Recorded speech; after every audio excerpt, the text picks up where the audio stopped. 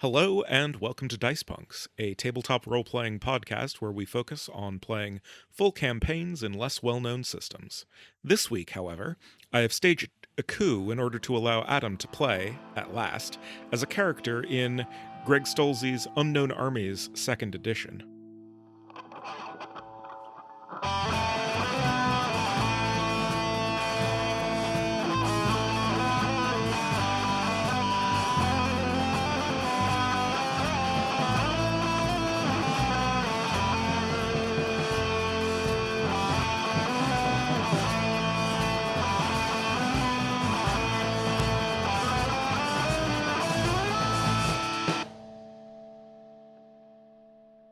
Hi, I'm Des, and I'll be your needlessly ominous GM for today, and for however long this little mishap lasts. Hi, I'm Adam, and I'll be playing Mia Farrell, a grizzled elder punk librarian. Hi, I'm Drew, and I'll be playing Benjamin Demos, a man who is crisp unto menace. Hi, I'm Robin, and I'll be playing Danny Ikelos, the Dreamboat lead singer. Hi, I'm Nick, and I will be playing George, who's kind of a towering meat pile and also an ex-cult member.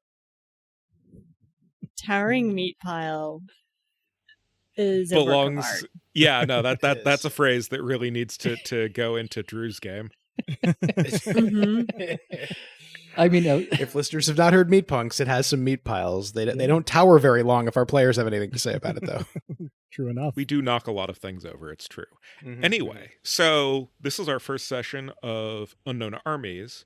So for the listeners, here is a bit of a brief on the system and how it works. The system advertises itself as a role-playing game of postmodern urban horror. It is set in approximately 20 Mumbleteen, and the dice mechanics, first, are 2d10s. It's a D percentile system in which the characters are the players are trying to roll under their stats, body, speed, mind, or soul, respectively, or the skills that they have allocated beneath those stats, depending on the intensity or severity of the check necessary. Because it is 2d10s, it's possible to roll matches, that is to say 11, 22, 33, etc. And depending on whether those are successes or failures, they're like that, but more so. Certain situations, be they the character's central obsession skill or certain fear, rage, or noble passions defined on their character sheets, may allow for swapping the 10s and the 1s places in certain scenarios.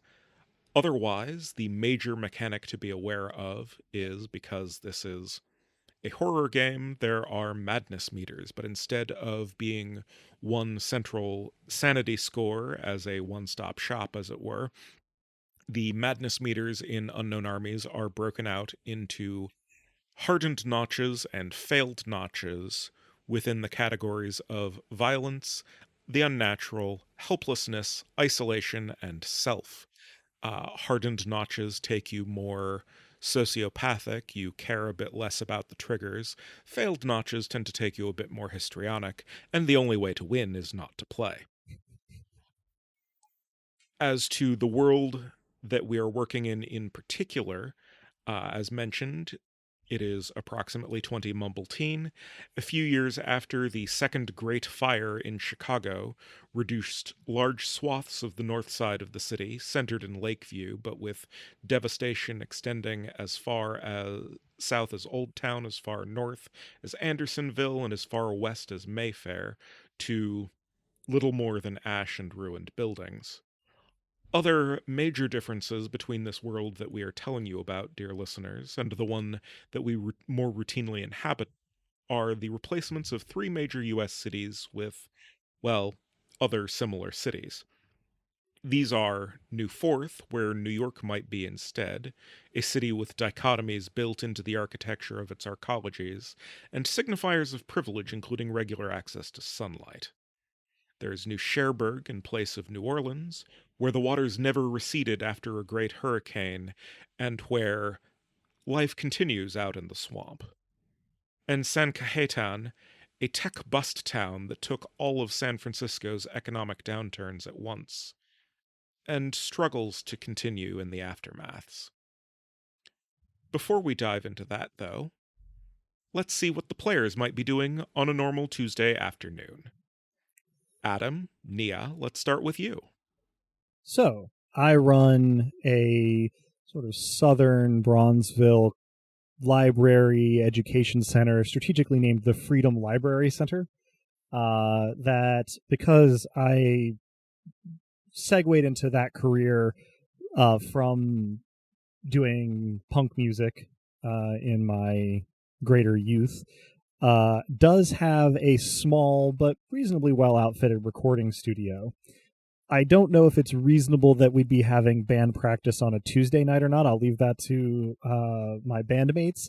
But probably regardless, I'm in the studio because if it's Tuesday afternoon, it's probably pretty slow, for at least part of that time. And I have a little bit of time to go practice around. Now, if my bandmates want it to be band practice, then, well, we can jump right into that. I think I'm around whether you want me to be or not. In the corner, there is a rail-thin, milk-pale man with side-slicked, all but black hair, glasses so thick that they look opaque unless you look at them dead on, which you can't at the moment because his back would have been to you as he messes with a vast modular synth and probably polishes Nia's bass compulsively as well whenever it is not being played. I am running late.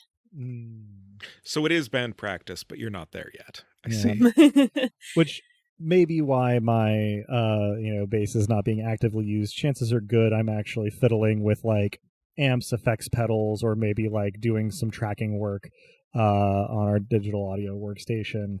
You'd, if you looked at me, see a let's say like formerly tall and lanky but now somewhat softer shaped fellow with kind of short, wavy, salt and pepper hair, wearing Levi's work boots and a reasonably tight black work shirt with, beat up black plastic rim glasses. And I'm twiddling with some audio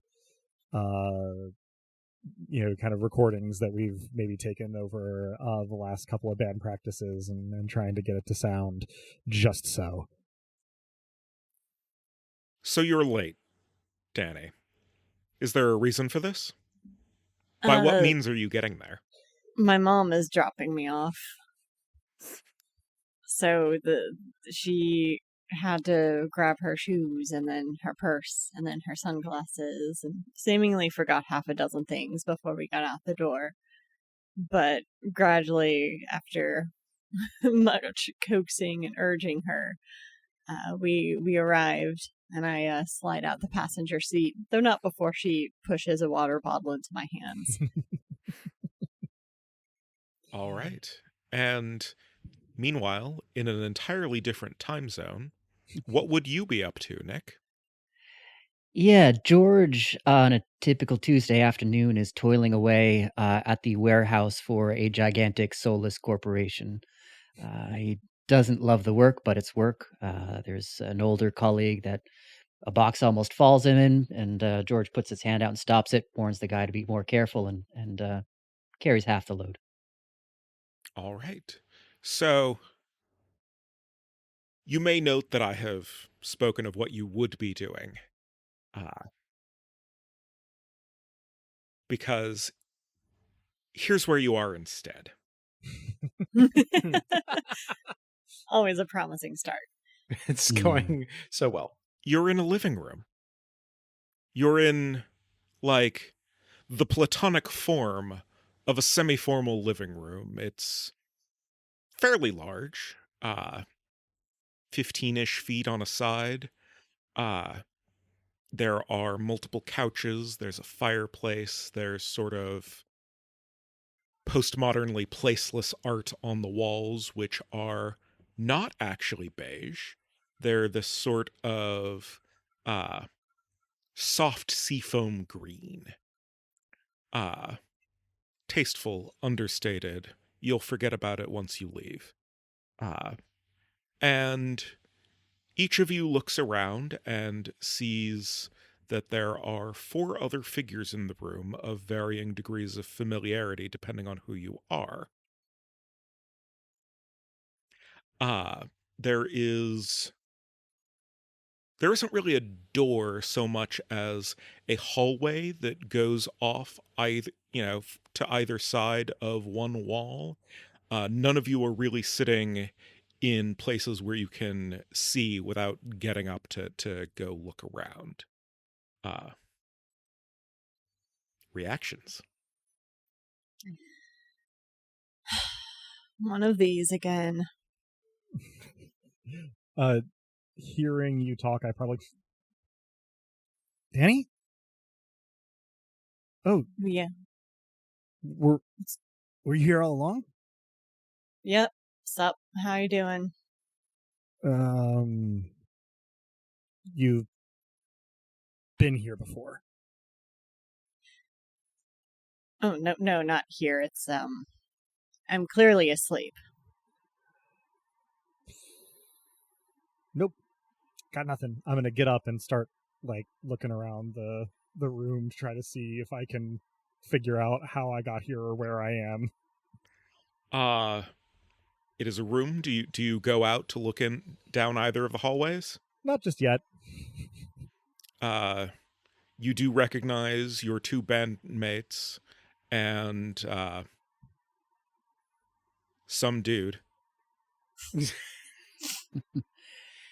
Oh. Having not said anything yet, I turn to the some dude and say, "First time." With this particular experience, yeah. Is it you? Do I owe you some money for this?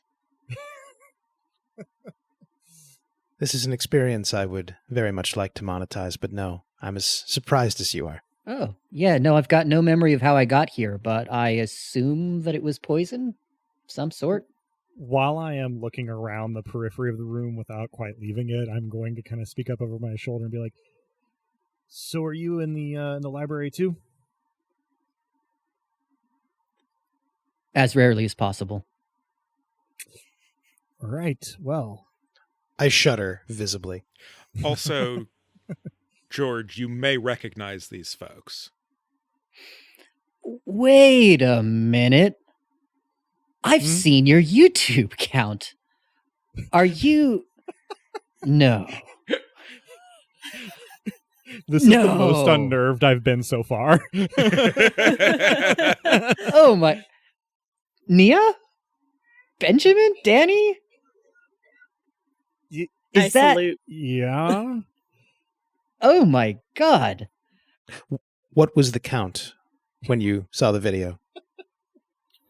Oh, I mean, it was only 94, and I was confused why it was only counting my views. So you're the one who's been watching the Love is Shoegaze, but it's Dream Pop. Yes. Oh my god. I mean, I don't want to say it changed me.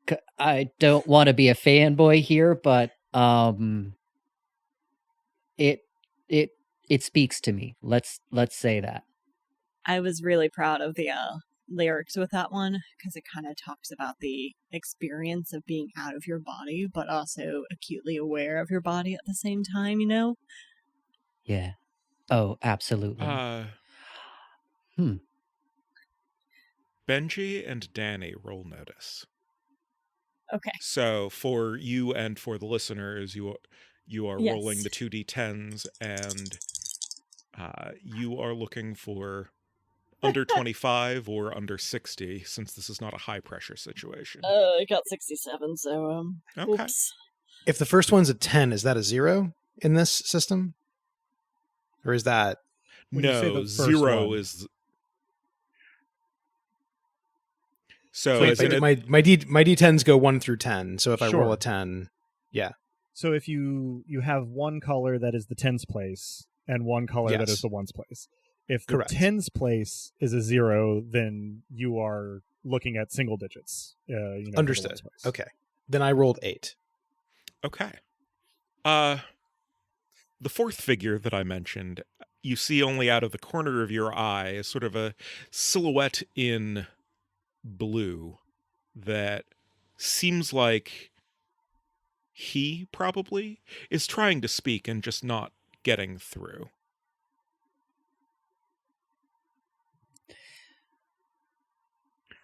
You may also now want to roll an unnatural check. So this is against your mind stat.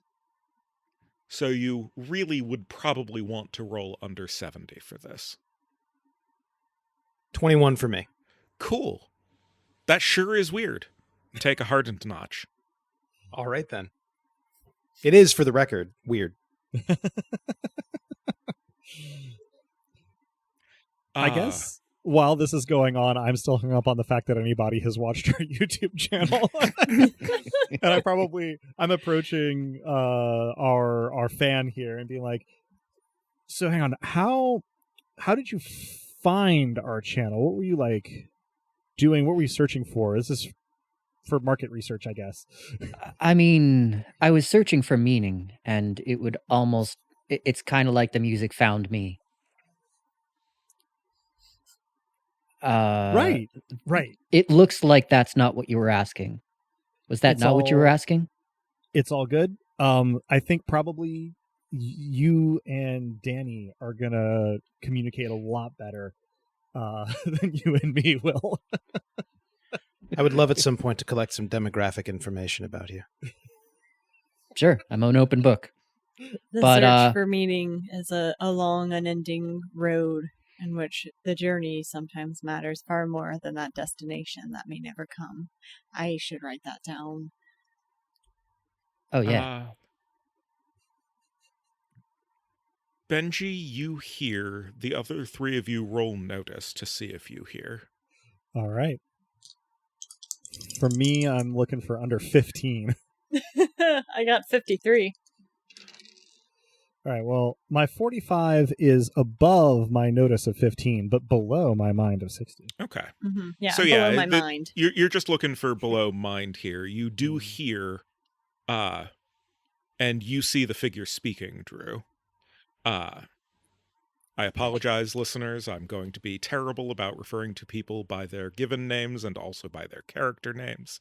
It's just going to happen. But Benji, you hear the figure speaking. No one else quite notices where the sound is coming from. Yeah, no.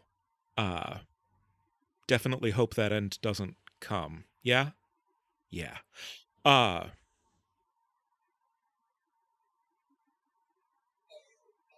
Does anyone else hear a certain yammering about ends and whether they're arriving? I do. What now? I point Nope. at the figure and offer no further explanation. Turn and look for the first time at this figure.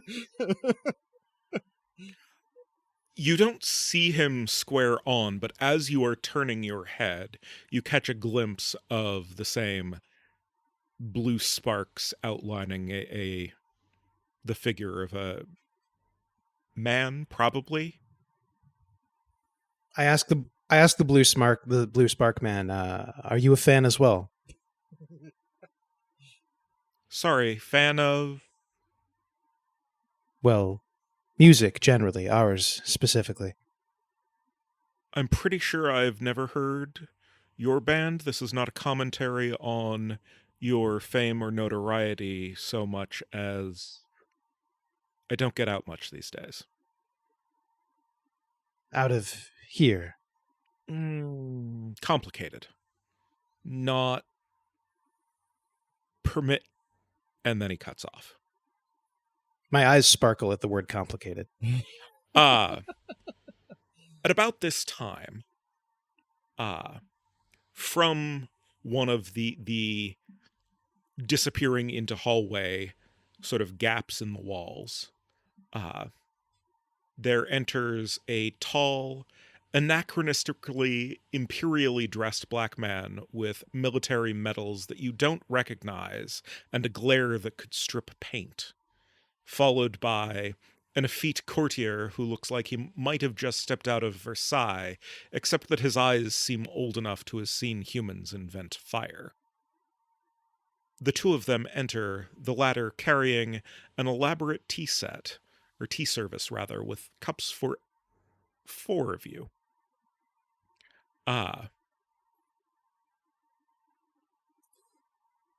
This is set down upon the table, tea is served, and a 5th cup is poured, but it's not something visible.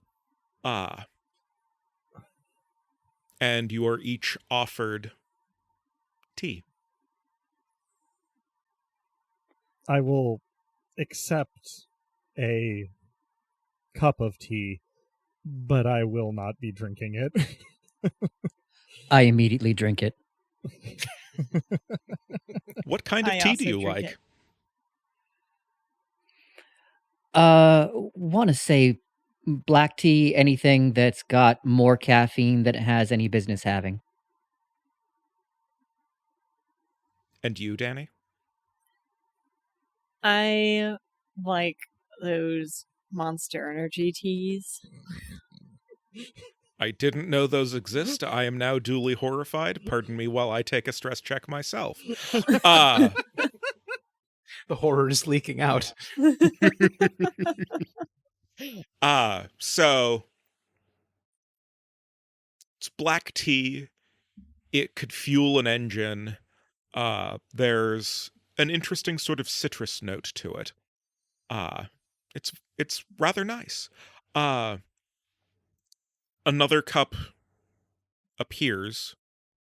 So you look away from the tea service, you look back, there is an additional teacup there, and the courtier is pouring it and offering it to the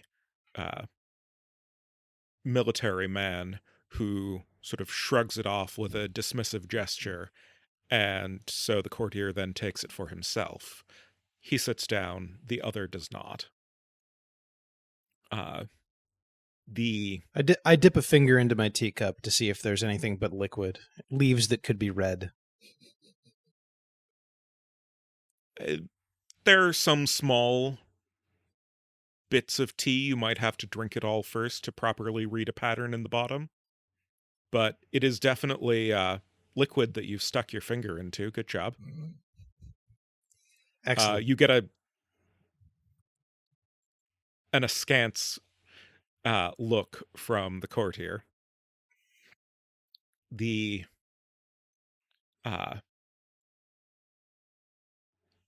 military man addresses you all, first thanking everyone for your prompt attendance of his summons, and thanking, you don't hear the name, you just hear an R at the front, for his hospitality. He glances at, for 2 of you, empty space, for 2 of you, where the blue outline would be standing, and just purses his lips and continues. My name is more important, more consequential, and one you will forget once you return it to me. That is, after all, why I have called you here. Someone has stolen my name, and may be attempting to bend reality by using it. I am prepared to offer you 2 questions and 1 reasonably scoped desire in payment for its and then reality judders. It passes like a shockwave over the room, or a cloudburst. There is a name uttered from all points of origin, and the room shakes. 3 teacups and a saucer shatter. A window that you hadn't noticed before on one of the walls falls open from the top, drawing a gasp from the man whose name started with R. The man whose name has apparently been stolen when you look back to him, has been knocked to one knee, and the carpet is smoking where his hands clutch it. Go. It is no longer safe for you to be here. The house will send you where you need to be, or at least somewhere nearby. Get me back my name.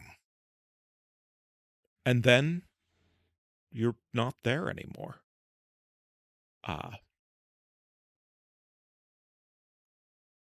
There is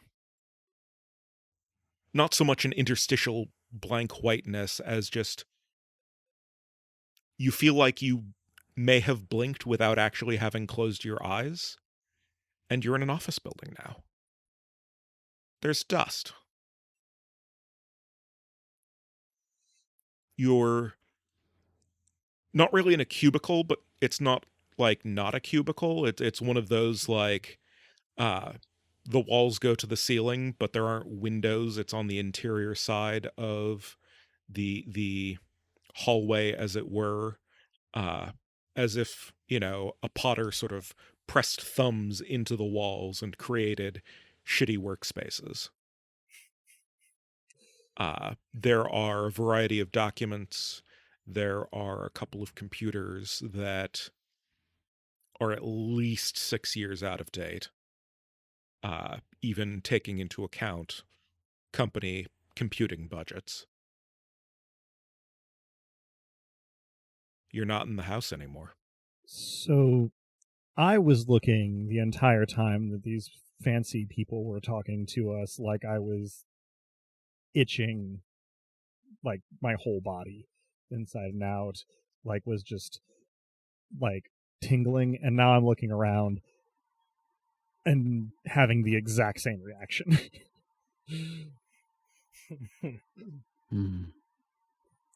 Okay. Anyone who feels it's appropriate may want to roll an unnatural check. Yeah, I don't have any hardens in that, so I probably need to roll that. 36. Oh, man. I rolled above my mind. All right, hardened. Freeze, frenzy, or 43. flee. A freeze. Okay. I rolled a 59. All right. So I took All right. a hardened there. And what stat are we checking against? I'm sorry. Mind. Mind. Thank you. Also, just for the reader's amusement, it may be worth noting that everyone's stats get a descriptor appended to them. This is one of my favorite features of the system, even though it has absolutely no mechanical value. But what is everyone's mind descriptor? DIY intelligentsia. Mensa kid. Sharp tack. Irrelevant. I'm very glad you went last. That was very funny. So did anyone other than Danny fail?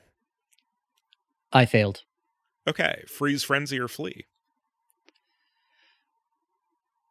Freeze. Okay. So Nia and Benji, you were the two that have agency for the moment. Also, for those who succeeded, mark a hardened notch. Mhm. Those who failed, mark a failed notch. And this would be an unnatural, yes? Yes. Correct. Weird shit is obviously happening to you. I am sort of looking at everybody, noting who was frozen, and then focusing on Benjamin. And maybe, do you have any idea where we are other than hell? Some sort of hell, yes. I walk over to one of the computers and see if it'll turn on. Yes. The computer does fire up. You hear the obnoxious chord of a certain operating system powering on, and you get a login screen. Some sort of hell, yes. There's never a way out, but there's always a way through. I hope you're right. didn't have a chance to lock up the library. I don't have my bag. No, it's fine. We just got to figure out where we are. Are the other two alive? Yeah, sorry. Good. Straightest line through a problem sometimes. It's cool. I've been in worse spots. I think you've got this. And I think I've got this. Is the computer continuing to do things? There's a login screen. Let's see. Can I roll hunches to see about a password? It's a 20, so it'd have to be a pretty good roll. If you want to have a look around, I will instead let you roll paperwork. Yes, I think I would love to do that. For reference, dear listeners, paperwork is Benjamin's obsession skill, meaning that he has reasonably heavily invested in it, and whenever he so desires, he can flip the tens and ones places of anything he rolls for it. Didn't have to. In this case, paperwork is at 50, and I rolled a 45. Very nice. You, in fact, find a Post-it note taped to the back of the monitor that the ink is graying with age.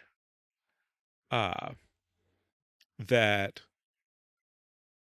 gives, an 8-digit, obviously a date, password with ABC as the letters involved.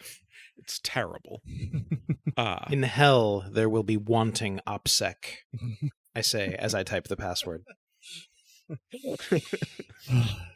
You get the chord of you are continuing to log in. The clock reads about 2 hours earlier than you departed from Chicago, assuming it's the same day. An email program starts up, as do 6 windows of browser. One of them pops up with the United States Patent and Trademark Office's website. One of them pops up with Westlaw. One of them pops up with Google News. I grin like a wolf. Any good news in all that? Well, hell might be on the West Coast. No surprise there. The problem is that isn't in Chicago, where my library and my base are. Yes. Any idea? Where do we find a lost name? I start poring over the windows that are available to me. So it's 2 hours earlier. Does it seem to be when we were roughly otherwise, or is there evidence of us being elsewhen?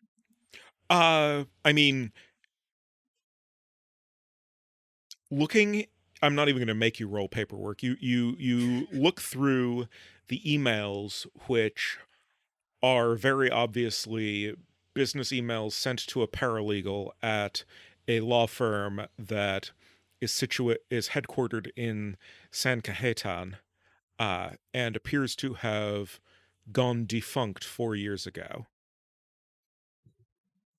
But it was an intellectual property firm, and the work seems to be continuing even though the firm is not.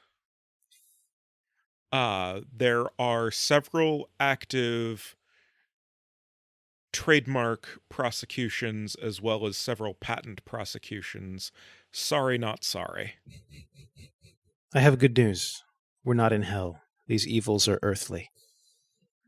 Well, I guess that does make it more likely we can get home. I should help these two. I reach for the go bag that isn't there. Swear No, under it's my there. breath. It's there. It's there. I squint at it for a moment, grab it, and then produce one of the 3 or 4 bottles of water that I keep in my go bag, and proffer it first to Danny.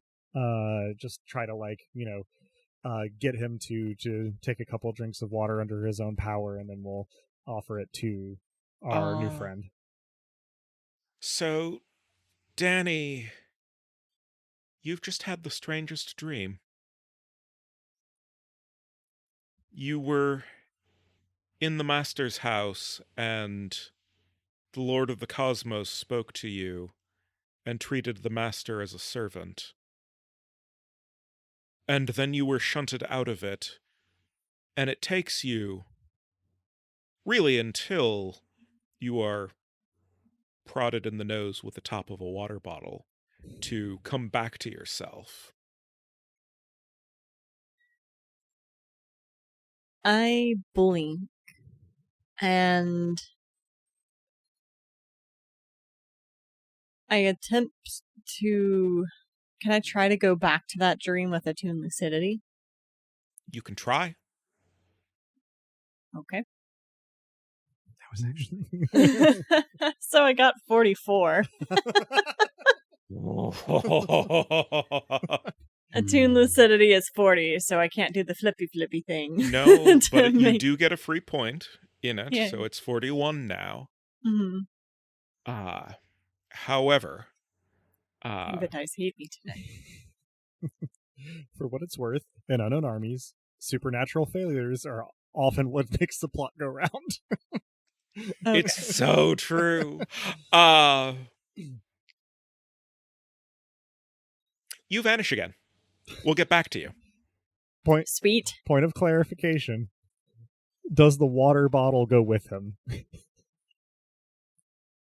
Had you handed it to him? I tried. Had you taken it? Probably with the kind of Yes. dumbfounded. Yes, excellent. Or it'd be also funny if it just kind of dropped Yeah. straight down. Nope. Nope. It Stop. goes with you. Sweet. Okay. So, in this office, I blink twice at the spot where Danny just was, swear under my breath again, and get another bottle out, and open it, and try to proffer it to our new friend here, our fan. At this point, do you think you were all hardened enough to not worry about someone blipping out of existence again? Or are we going to treat this? I will offer you all input on this, since I am throwing a whole bunch of checks at you all at once. George clarified that he was quietly having a panic attack standing there, so not really paying attention to who is or isn't blipping in and out. Indeed. And for me, my first encounter with the supernatural was watching somebody disappear while they tried to shoot up.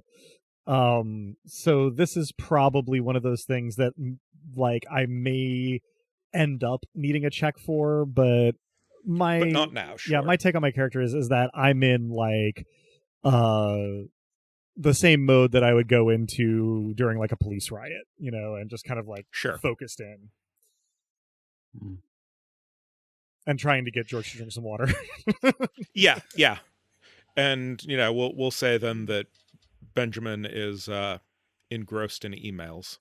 I'm engrossed in emails and also already hardened to 3 for unnatural. So the sample unnatural check for 3 is realize that a vision you had of the future has come true. So, meh. Plausible. Yeah. You may never have to worry about people disappearing again, except that they've disappeared again. Right, but I don't have to worry about it. As I'm combing through the depths of this sort of legal demonry, does anything jump out? Would you say that your character has any familiarity whatsoever with intellectual property and how it works, specifically trademark and patent? Absolutely not. Okay. An autodidact for the law, but would have had no reason to have encountered these particular aspects of the law. Okay. Then, they're trademarking names, which, maybe, sure, plausible. And there are a number of patents that roll paperwork, actually. Sure. I can do that.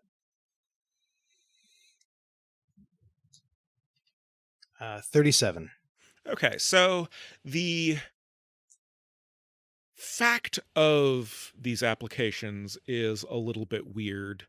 You may have seen memes on the internet about method for petting a cat. as a patent, or something similar to that. These are what would happen if you had the most snub-nosed engineers that you could imagine describing magic. Method for converting lead into gold. You know, method for summoning spirits of the air. And these are going to email addresses at the USPTO. And they're getting office actions, and it looks like a whole procedure.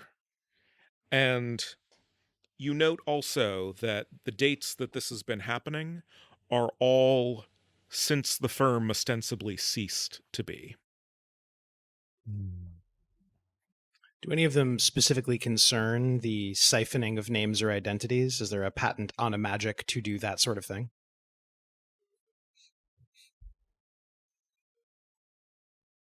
No. Damn. The closest that you get is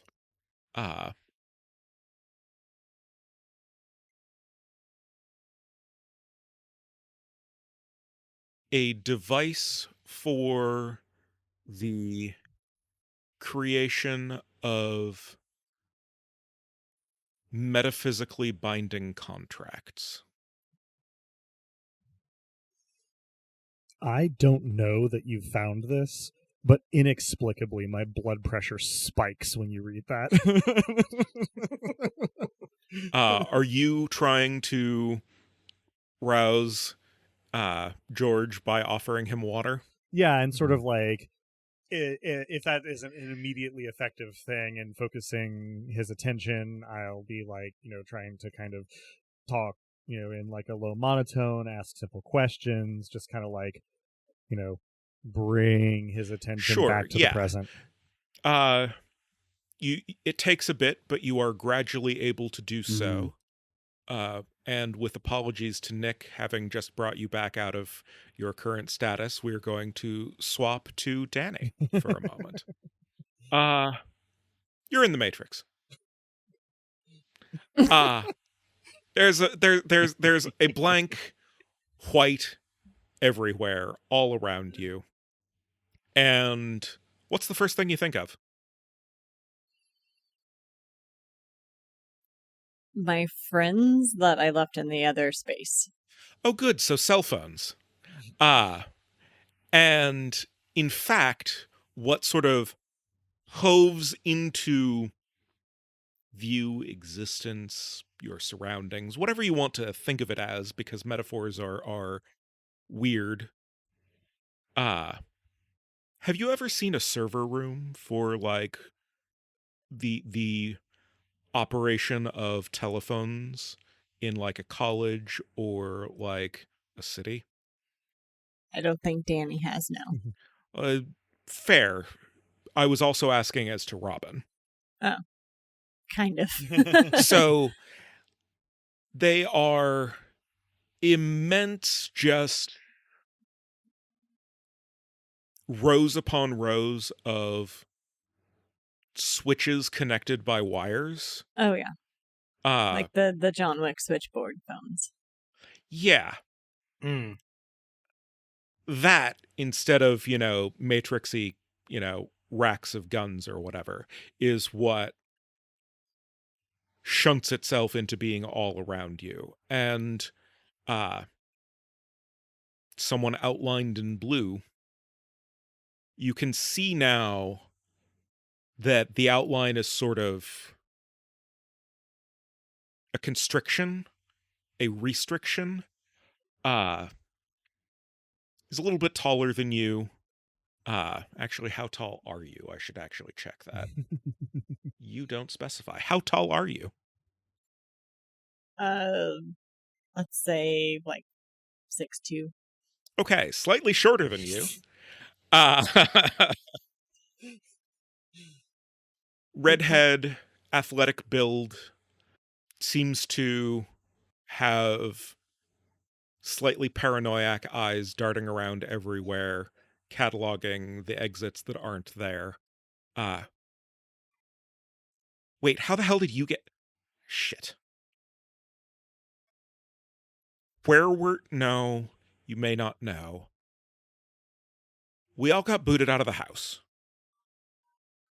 You had a few minutes, and then now you're here? Don't ask me where here is, it's in between. It doesn't functionally matter. Listen, I can't tell you much. I'm bound. Are you the name stealer? Not willingly. Don't give people your names. Use an alias. Call yourself something else. If you've read fairy stories, live by those rules for a while.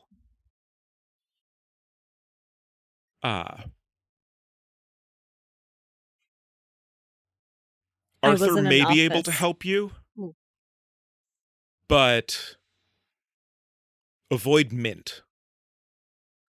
And with that, you are dropped out of reality. Well, no, dropped out of the Matrix as everything sort of flickers in static that has a similar effect to flame. And you're back in the office building. I have this image. I take a casual drink out of the bottle of water still in my hand. I have this image of me like helping George drink some water when suddenly Danny is back, and I just like dump it. Yeah, French and dump it in his face. There's a slight like displacement of air as not very long after disappearing, Danny does in fact return to the space he occupied previously. Benjamin has noticed none of this because there's paperwork. Whoever was the paralegal at this desk was not very organized, but it's now to your benefit. This is Danny reappearing. Like, Jesus! You're back. I'm glad you're back. Yeah. Some things of note, at least in this dream space. Don't give out your name. We're going to use aliases. Okay. Mint is to be avoided, and Arthur can help us. It'll make sense later, I'm sure. Apparently, they have some command of binding metaphysical contracts. You may call me Mustard Seed while we're here. Okay. Mustard Seed, yes. Mustard They seed. mentioned, like, if you've ever, I I've encountered stuff about the Fae when I was looking up herbs. But, everything that you've ever heard about them applies here. So no welcome mats. All right. I guess I always thought the Fae would use an open source operating system. I'll give a wry smile and just say, well, if we're doing aliases, for now you can call me Aaron. I'm Raven. Okay. You can call me, and he kind of looks, an alias. An alias. Annelius, yes. An alias. I blink slowly. Annelius it is. That's a You very know, good album name. We should note it for later. I hate that you're right. The second side of Ravenica, perhaps. Mm-hmm. Mm, I like the ring of that. That's deep. I cannot wait for your album to drop. We've nearly completed 2 tracks. I get 1,000-yard stare while they're talking about this. I start humming under my breath one of the tracks that we are working on. Yeah, George is kind of nodding along, swaying with it. He's into it. I believe the track in question would be If I Was Your Shoegaze Corvid, just for the record. Mm. That's the one. It starts to ground George a bit further. Good. He says, I don't want to panic anyone, but I think that maybe there's some magic going on here. It's okay. It seems that way, but you're just part of my dreamscape right now. So it's just dream logic that's occurring. It appears magical, but you can kind of manipulate it easier than magic. I imagine if magic were real. Manipulable illogic is the law, not dreams, I believe. I wonder if that guy out back of that show ended up in an office building. Oh, the blue outline guy is apparently, what was the word that he used again to describe his state? Didn't he say bound? Yes, there it is. Mm. The guy. That's not me talking. That's just okay. Yeah, no, I appreciated that because I wanted to make sure I captured it precisely. The guy that was like kind of the blue outline guy is actually a redhead, and he is bound. And apparently was not willingly part of stealing the name, but appears to have done something. Okay, All well, right. is he still here? Maybe we can break his fingers? I don't know. He was in the dude. George You looks can't at Judge just break fingers like that, man. Jeez. There aren't No, I can. any bad ideas at this stage. But It's worth noting that you are, all four of you, crammed into one person's interior, technically distinct from a cubicle. Yeah. My arms are crushed to my side up to, like my elbows are against me, but I'm typing as though it's the most natural thing in the world. If there's a mouse, I'm not using it. I'm shortcutting around with keys. George backs out of the space, freeing up about half of the space. Yeah. Given the descriptions of all of the characters, at least that, yes. I'm gonna be sort of following, not like amazingly close, but a little close behind George here. There's a clear hallway. All of the office doors are open. All of the offices have windows, or at least something that is letting in late afternoon light. So Colonel Mustard said they were still doing work here. I wonder if anyone's in the building. They seem like a good place to start figuring out why we're here and maybe how I can get back to my library. Whoever was doing business here stopped doing business here before the business being done here began to be done. I'm hefting my bag up on my shoulder and sort of scanning to see if I can tell like what floor we're on, where stairs are, anything that would help me get out of this building. So are you looking into offices then? Kind of poking around in the near places. I'm trying not to wander too far. Okay. There's one office directly across the way. There's not a chalk outline, it's tape on the window, but the window's still whole. You think there's something off about that. And the desk is clean, there's the computer still there, but there's no paper anywhere in that office. The office one over, its door is open, but by that, the door is not actually on hinges. It is set leaning slightly against part of the wall, and in fact covers up the only thing hung in that office, which is somebody's law school diploma. Ooh, has it got a name on it? I'm going to go, get an angle on it and see if I can get an identity here. It has Bolt Hall College of Law, class of 1983, but the name is fuzzed out. It looks like frosted glass, but over just that part of the paper. I'm guessing that's not how they hand them out. I'll look around the phone rings. God damn it. power walk over and pick it up and just say, yeah. You hear a discordant sort of chorus of screaming that resolves first through a variety of iterations on the phrase, help me, into a dial tone.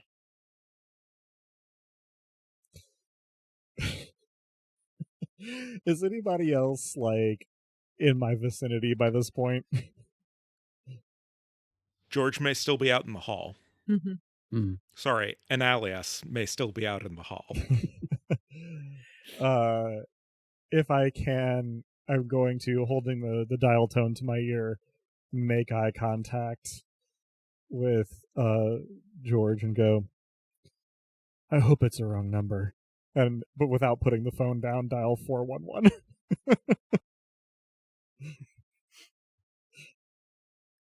You hear the sort of click of a connection and like something is rotating, and then the call cuts. Mm-hmm.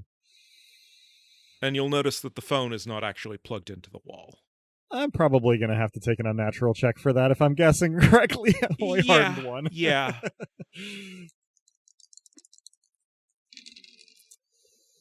Oh, good. 89. I failed.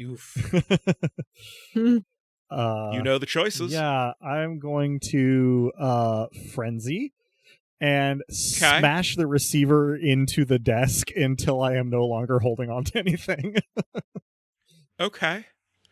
That's how frenzy works. Cool. So I'm learning too. I don't get to pick when it stops is the problem. Yeah. So I'm going to roll Violent Protester a couple of times. All right. That being your struggle skill. Indeed. Players in this system get to name their skills. And sometimes can shuffle around how they actually work. Yeah. So my body stats descriptor is in the pit, and my struggle skill is Violent Protester. So, George, you hear the phone ring. You hear the phone being smashed against the desk, the wall, the window. You come into the office that Aaron is thrashing. It's the chair, incidentally, that's gone out the window. The phone is in... The receiver is in several pieces. The phone itself has now been stomped on a couple of times. And it looks like Nia is about to do something with or at the monitor. Do you have a reaction? Yeah, I'd like to put him in a safe hold until he's calmed down a little bit. So I'd just like to give him a big ol' hug, not trying to hurt him. Cool. If I could get you to roll kick butt, take some names, there will be a floor for this because you are trying to not hurt him. So you want to roll under a 40 ideally, but you do have a body of 75. Woohoo! I got a 34. Cool. Yeah. Beautiful. Well hugged. Nia, you are restrained and unable to take your frustrations further out on the everything. Probably just... You distantly hear all of this, Benjamin. Do you do anything about it? Or are you still in paperwork heaven? Hell. Purgatory? Question mark. Limbo. Let's just keep naming liminal supernatural spaces until one of them sticks. Backrooms. I mean, it is... We are kind of in the back rooms, aren't we? It is approximately 70% of what I do with Unknown Armies. It's true. As Danny sort of conveyed what he learned, I've been, seeing if there's anything that confluxes. I mean, am I reaching the limits of what I think I can learn from what's at hand, given that I can sort of speed read? Probably. You do find references to... You find a couple of references to a night market. You find disparaging remarks about a church. It sounds more geographic than religious in context.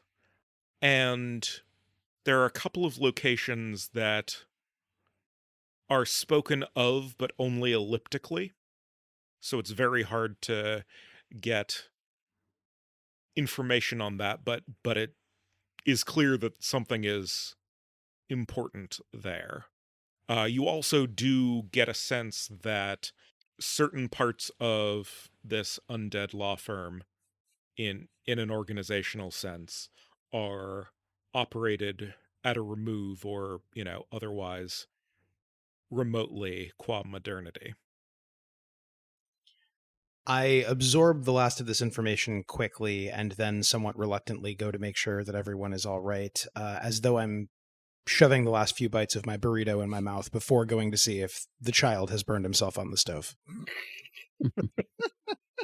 George has Nia in a big ol' hug that is only a bit weird because, well, you haven't known George very long. So you're a big fan then? George says, probably your biggest. Now, shh, it's okay. It's okay. Just calm down. Let it out. We're here. I guess tell me when I get calm. Now's a fine time for that. You did a reasonable amount of violence and then you were restrained. Take a big deep breath and sort of let it out shakily. Sorry about that. The phone rang. You all heard the phone ring. Oh yeah, phone ring. Okay. So what phone? There's a phone. Gesture It's disconnected from the wall. at all the pieces of the phone. Pieces, Yeah. right? Is it Yes. still recognizable as a phone? In totality. I answered it. Tried to so that there was voices screaming, asking for help. The dial tone. Tried to keep it together. Dial 411. Disconnected. Looked at it. It was never plugged in. Sorry. Kind of lost it. I'm okay now. You can all feel a stiff breeze from the opening where the chair went out the window. I look out the window.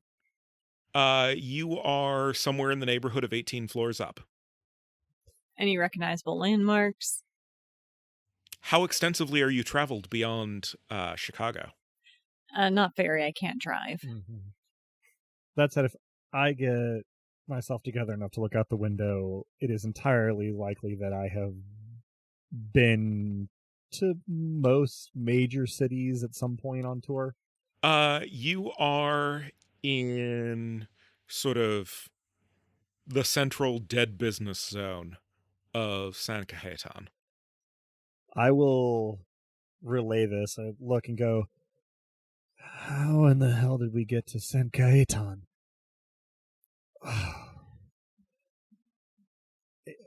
Who has cash on them? I do. I do as well. What good will it do us in a haunted place?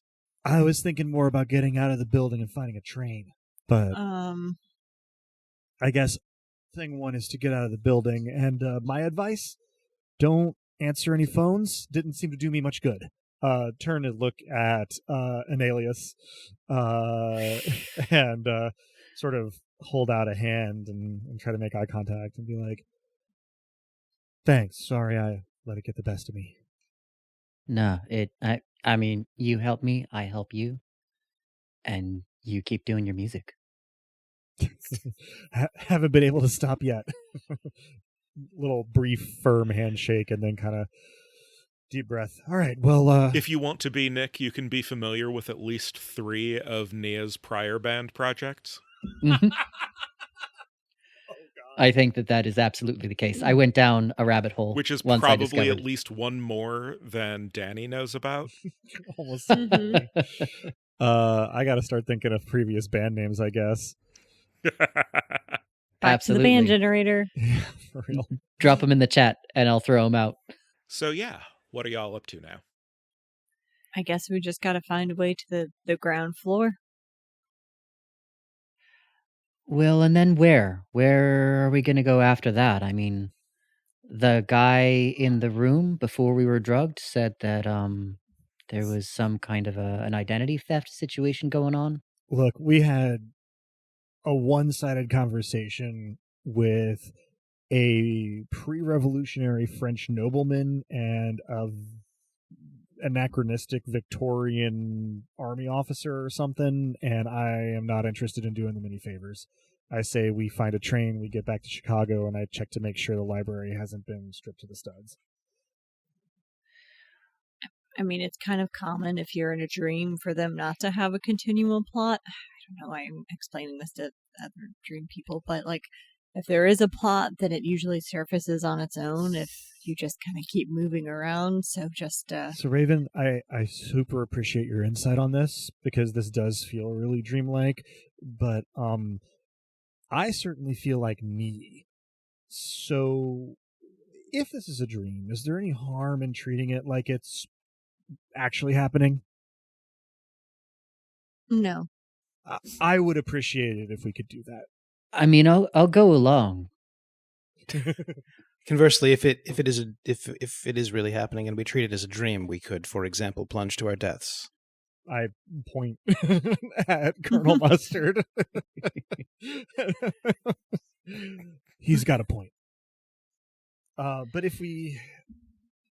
I guess if they got us here, we may have to find the name to be able to get back. So, a bit, Mustard Seed. I heard some of what you found. Were you able to put anything together about why we were here specifically?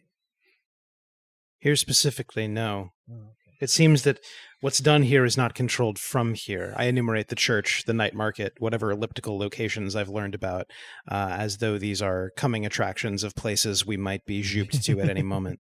Marvelous. I'll probably kind of pause in whatever I was going to say and then turn to Danny and go, Raven, does this happen to you often?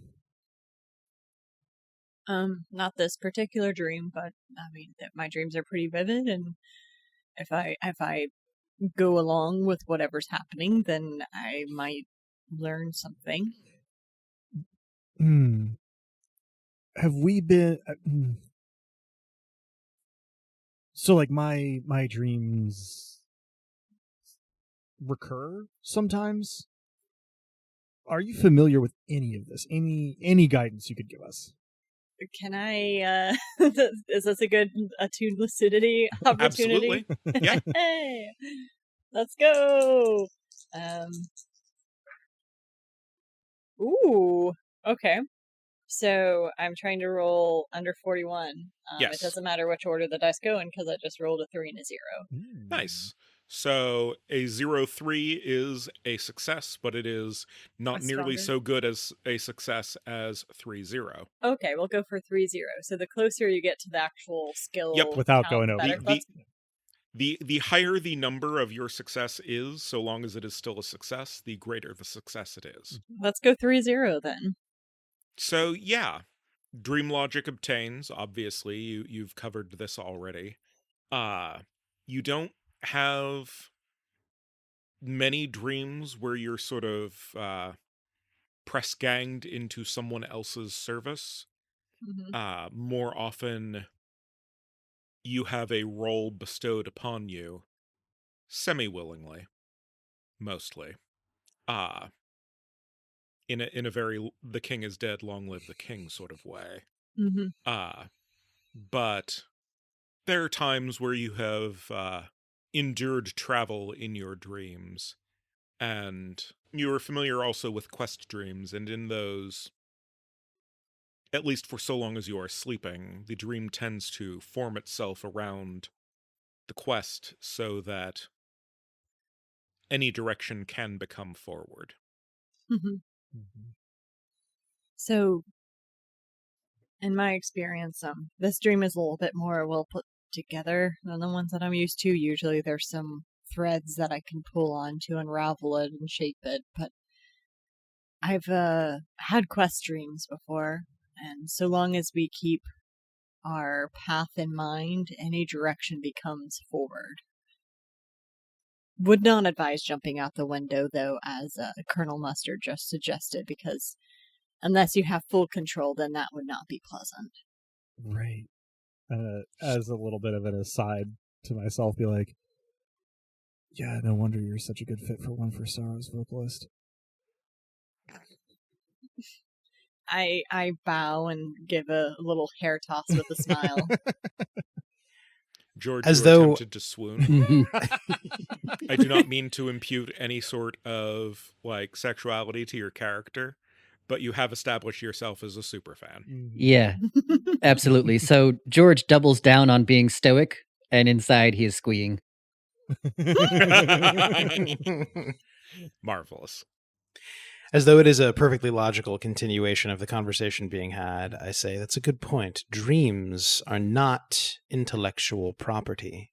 They cannot be held or hoarded, given or taken, unlike names.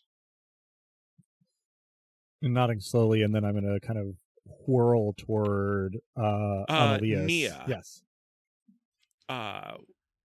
In reaction to what Mustard Seed said, Mhm. roll me an anarchist intellectual. Absolutely. That's a skill of 20 under a stat of 60. And I have rolled an 80, so well beyond. Yep. Okay. You can think of nothing to add to or contradict what Colonel Mustard Seed said. Yeah. I am going to look thoughtfully at Annelias, though, and go, you also seemed like you weren't super surprised by this. I think you were assuming it was substance-induced. Is this kind of thing familiar to you? Yeah. So, without boring you with the details, I've got some experience with poison, and I don't really know what it's called, but I saw somebody on YouTube that after getting bitten by cobra snakes for long enough became kind of immune to that. Um, and that just kind of seems wise that if you're looking to get stronger, if you're looking to build up survivability, it just kind of seems prudent. So I've been proactive, I think they call it. Yeah, so it's not the first time I've lost some time. I think it's the first time that people have blinked out of reality, but I don't know. So this could be Right. drugs. Feel free to roll anarchist intellectual or experimental librarian, I suppose. For the listeners, experimental librarian is a custom skill that Nia has that reflects Nia's skill at organizing, logistics, recall, etc., as it relates to operating his library.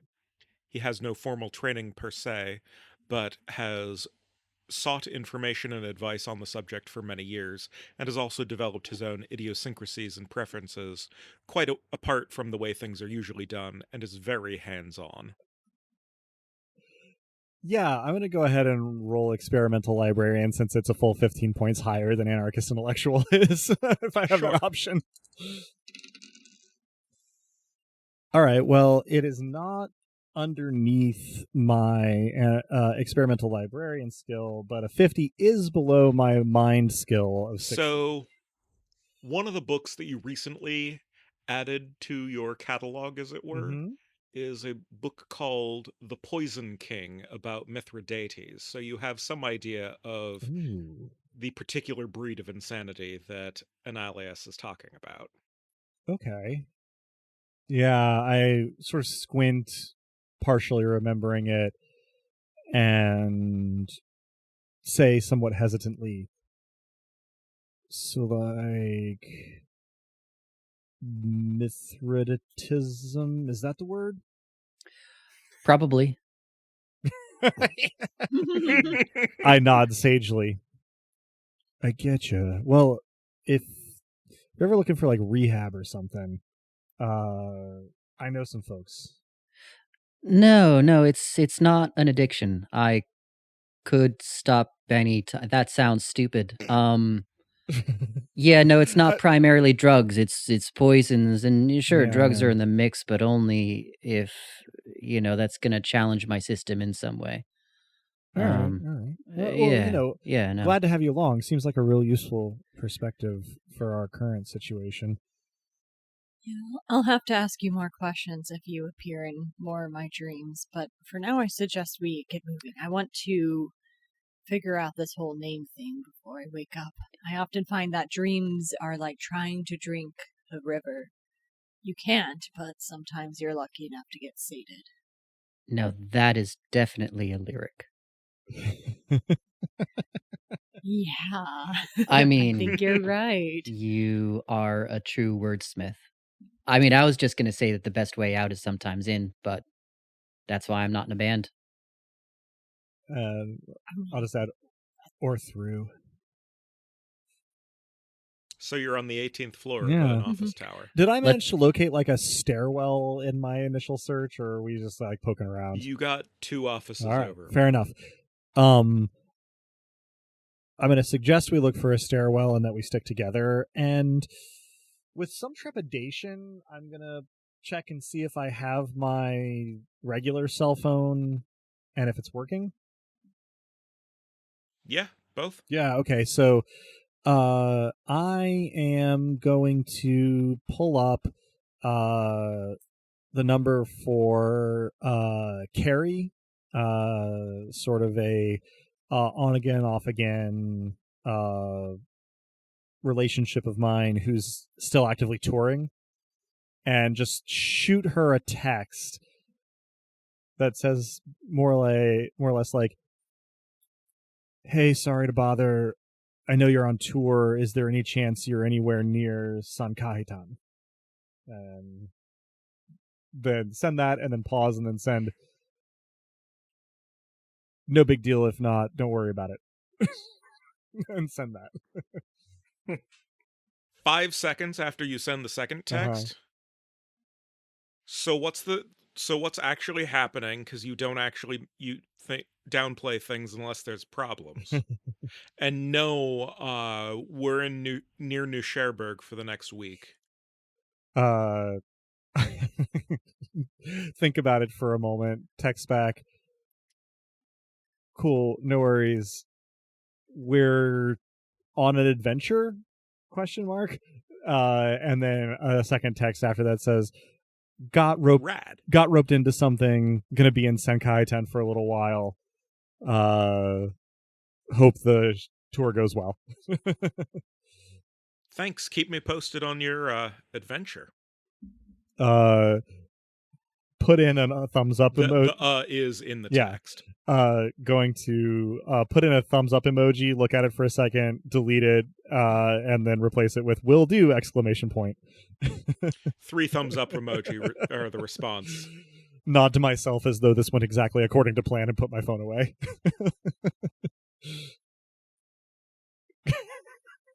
While I've been texting, I've been following everybody else, hopefully to a stairwell.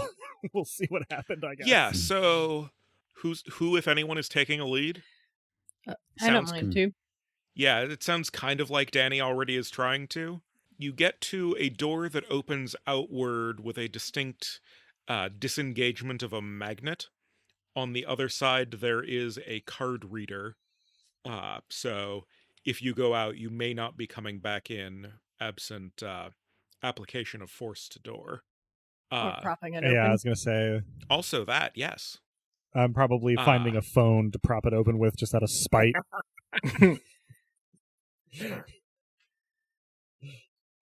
It does not ring. Thank God. or whoever the hell was calling.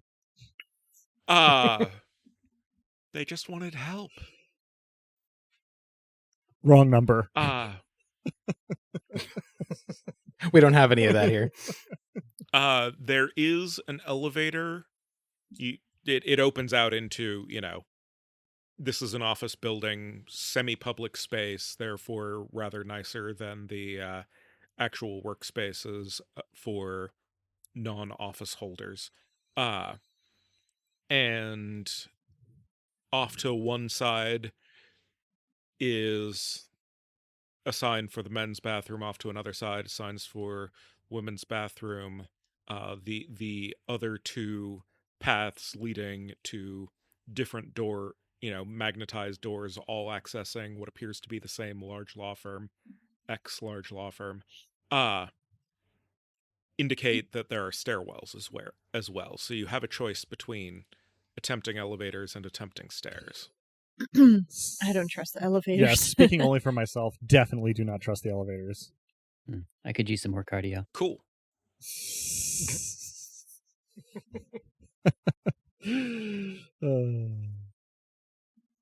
Stairs will give me a chance to look at the walls more. So, yeah, I approve. What are you going to be looking at the walls for? I'll know when I see it. Thank you, Justice Stewart. The walls are pornography. Got it. Okay. That's a good Yeah, band that name, was actually. a brief phase. The walls are pornography. So you troop down the stairs. There is nothing untoward about the walls or the stairs or the stairwell. It smells old, not in like a decay or like a dirty sense, just like people have not walked down these stairs in a long time. You all traipse 18 floors down, where it exits into a little room, not sort of an antechamber type thing before it lets out into like the elevator lobby. And you're at the base of an office tower in the midst of a dead business district in a tech bust town. There's an empty Starbucks across the way. I glare at the empty Starbucks as though it has offended me personally. It can't hurt you now. I thought that about the phone, too. Are there any sounds? I nod sagely and seriously. You hear distant traffic, the ocean, and some birds. I will mostly look to Danny / Raven. I suppose for a bit of a better sense of geography, you are most of the way down one of San Cajetan's major hills. There are, as with so many other cities that claim this distinction, 7 of them. And you are relatively close to a bay, but not like smell the salt close. It'd probably be a half-mile walk. There are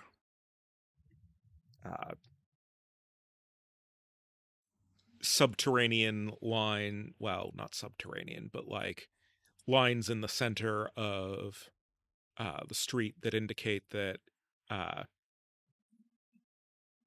cable cars do or did operate on this street. And the street lights are flashing red in the sort of way where the power has been out and not been restored yet. Up the hill are yet more office towers. You can see in the distance someone coming out of one, and other notable things around you include there's a donut shop actually that has its lights on and its doors open for business in, like the first level of a building old enough to not really be a proper skyscraper. Is it a chain donut store, or does it seem to be like a local establishment? Probably pretty local. It is Bob's Donuts. If we're standing there scanning and kind of taking in the surroundings, I probably break the silence with,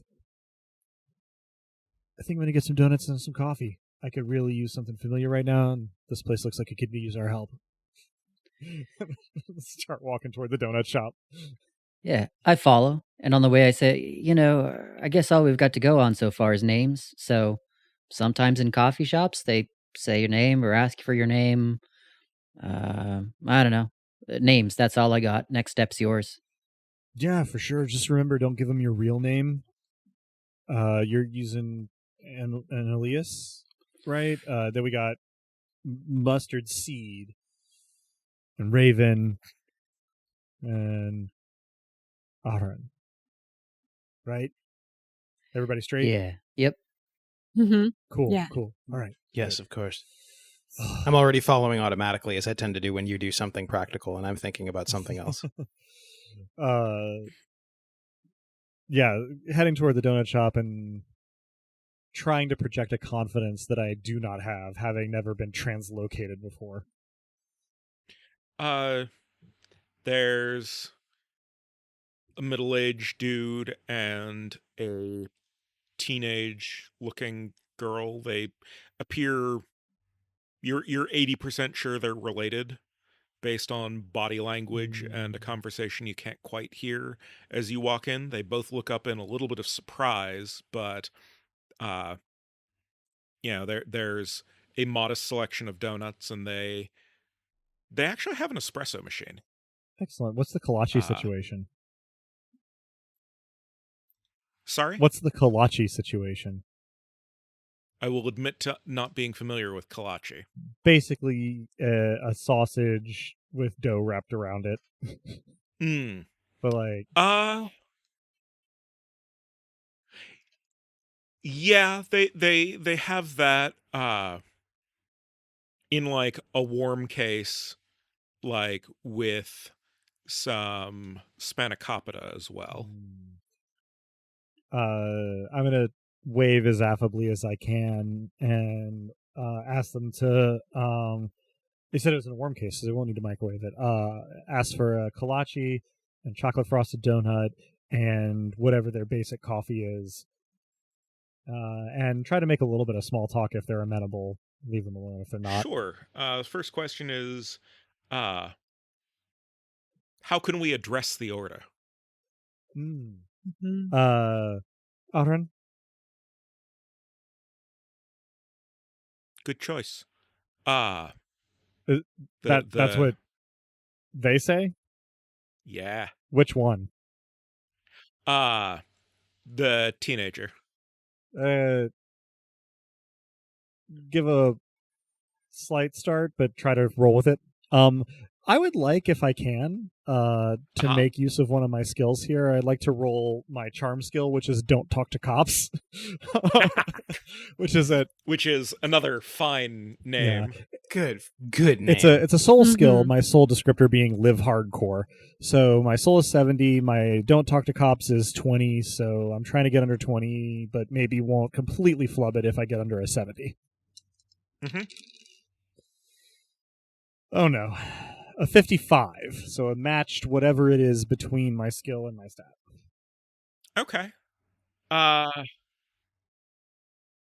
teenager starts talking actually about the poem.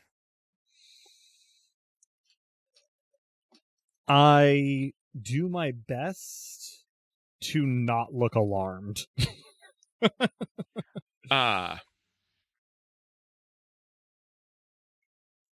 I mean, it's just, she very much appreciates the poem and like its themes about saints and murder. Mm-hmm. Phrasing it quite like that gets her a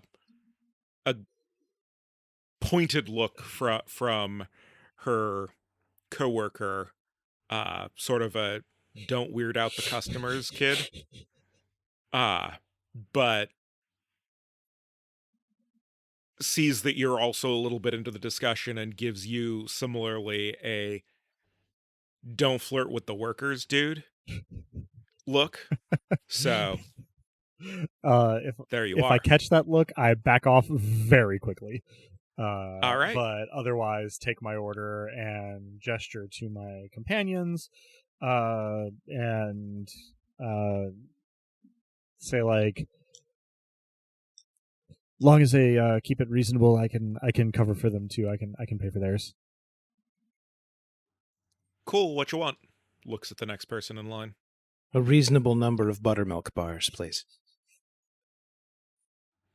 We'll say 2 is reasonable. Yes, it is. Anything to drink? No. Okay. Turns to look at the next. Do I see a name tag on either of their lapels? No. Yeah, so I would like half a dozen donuts. Are you Bob? I saw the sign out front. You must be new here. No, I'm Annelius. He says charmingly. You get the most flat, dead, unamused look in response.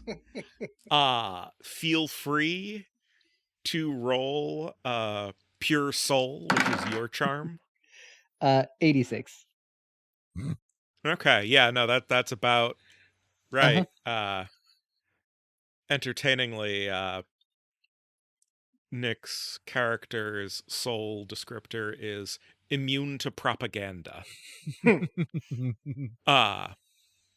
You are not, however, charming with these inquiries into names. Yeah, who we addressing the order to? And what donuts? Half a dozen doesn't really give me much to work with other than a number.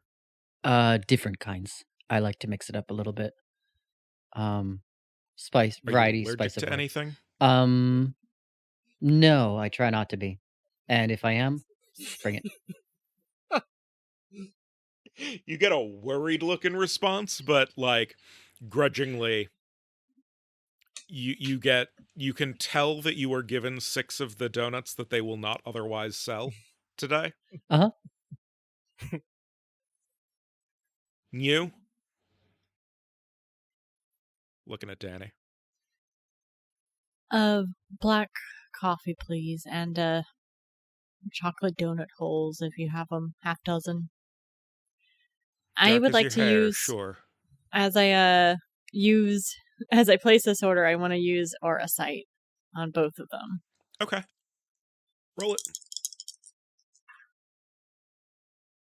Man, 99. Ooh. Does that raise Aura Sight by 1? It does. It It does. does. Adam's gonna be irked at this, but I'm running the game, Yeah. so whatever. I'm not the GM. Take it away. The people, which is normally what you get for Aura Sight, you only get people and living things. Mm-hmm. Are people. They sure have auras. Those are 100% auras. But then you check out the mirror. Oh no. Because, they're sort of a, like, wall-length mirror, not, like, floor to ceiling, but, like, edge of one wall to edge of the other. Like, right under the menu. And you see yourselves in it as well. And you all sure have auras. My, aren't they a little fucked up? And then Outside, you see the auras of hundreds of business people, all sort of walking around like it was, well, late afternoon on a Tuesday, and they were getting back to their office from getting coffee or a late lunch or whatever. And none of them quite have that same electric shade of blue that the guy that you met in the Matrix had, but it all sort of looks to be a similar style of binding. And one by one, they all turn to look at you. I'm guessing I'm rolling for a natural. It seems like a reasonable idea there, yeah.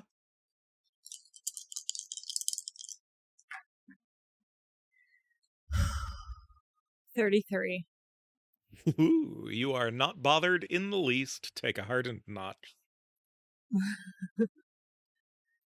When you glance back at the mirror, nothing's there except the reflection. I still turn to briefly look over my shoulder just to confirm and look back at the two and Your order's ask. already up? Oh, fantastic. Looks good, I say, remembering the caution about Fey rules. I put a tip, a cash tip if there's a jar. There is. And I ask, where would we look for a stolen name? If you were smart, you wouldn't. Presume we're not smart. Presume we have no choice. Most nights, I don't know the schedule, I don't go there, it's ill-advised. But most nights, there's a market. The Palace of Fine Arts has a rotunda. You may want to look there. I settle up for all of our orders. It costs about 60% of what you expected. Oh. I will give the rest of what I expected in tip and devour my kolache in as few bites as humanly possible. 3. I will take my time a little bit more with the donut and coffee. It's all quite good. I will say as much. They are happy you feel so. I hold a buttermilk bar in each hand and take symmetrical bites, one from the right, one from the left, one from the right, one from the left. About halfway through, I say, aren't there rules about food with the Fae? Namely, don't? It's good, though. George spits out I go some back of to the eating the bars. For what it's worth, we're not Fae. Like, names are just fucked up around here. I will nod as though this is common knowledge. Do you know an Arthur? Not so's I could identify him for you. Maybe. In what way precisely are names fucked up around here?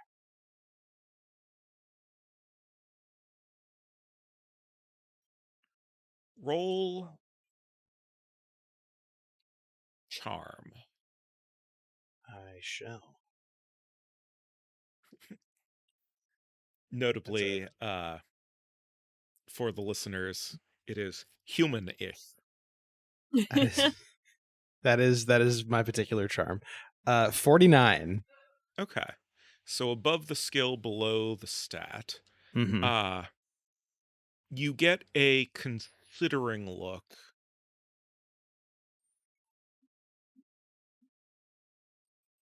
The thing about giving your name is that it can be taken.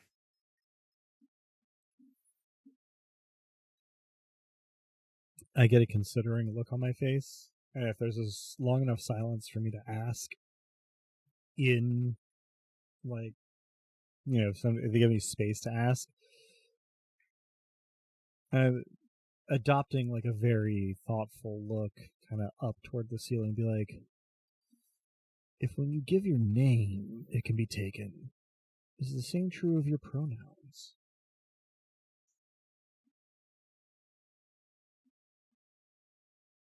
The teenager responds, only if someone wants them. That point makes sense. Hadn't thought of it that way. Thanks. Sure thing. Pronouns are more like a sourdough starter, given but also kept. Having never baked anything in my life, I nod sagely as though I understand completely. I have buttermilk on the brain. So. And in your hands. And in your That's mouth.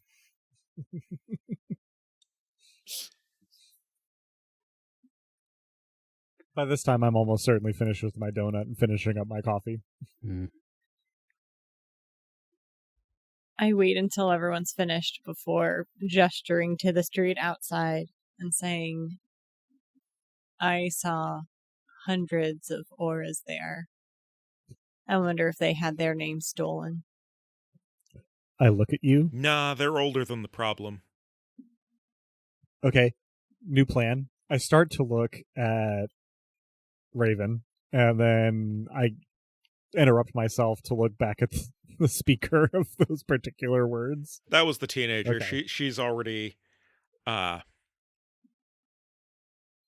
think, decided that you're fun to, mess with. Mm-hmm. I look at her, I blink twice slowly. So this name's problem is widespread, then?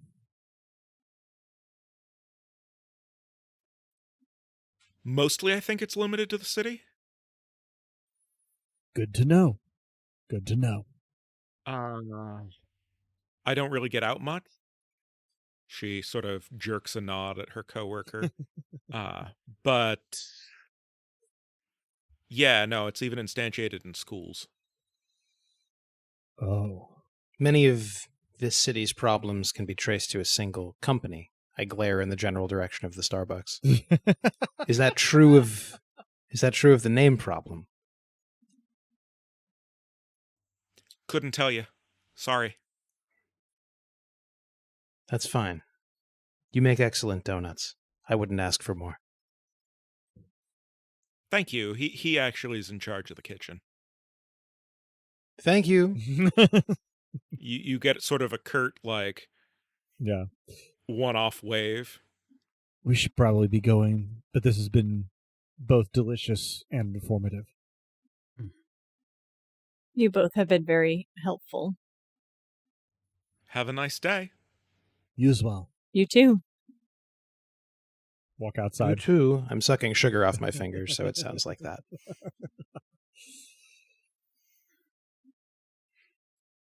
You go outside. Yeah, we're back on the sidewalk. And At the base of a foothill, a hill. I guess I pull up my Maps app and try to figure out where was it Palace of Fine Arts. is in relation to where we are now. It is similarly on the, not quite on the waterfront, but a third of the clock away from where you are currently. Okay. As you are doing so, a cable car rolls by uphill. There is no one on it. Point of clarity, is there a driver? There is no one on it. Does it stop? Do you make any indication that you might want to get onto a cable car? I certainly don't, but I can only speak for myself. I do. Okay. You make a sort of hailing a taxi gesture, and the cable car stops. I give Danny a level look.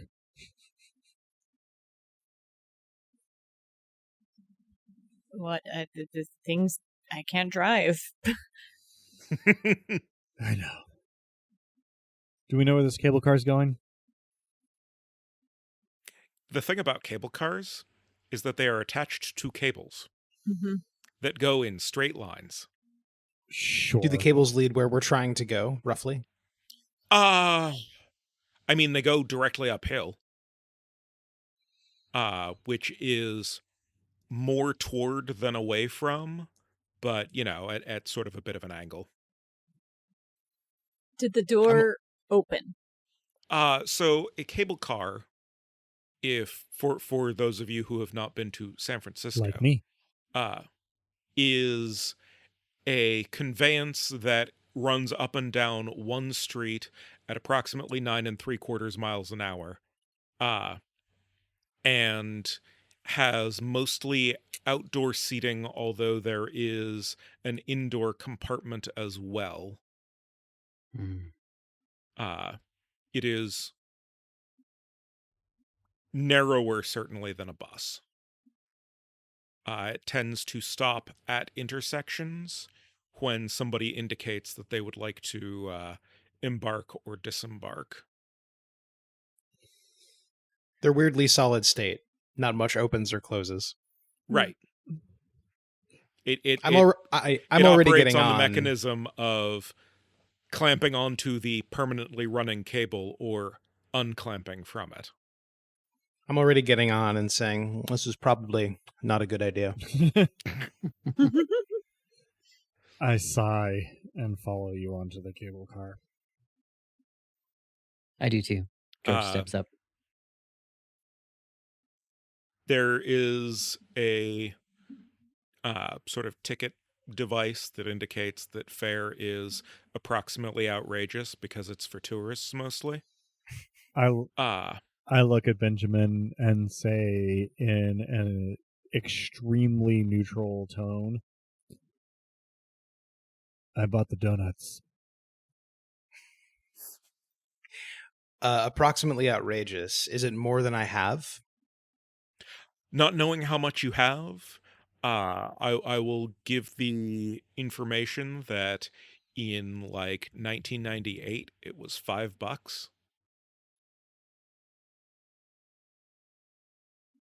Yeah, I'm going to say it doesn't clean me out.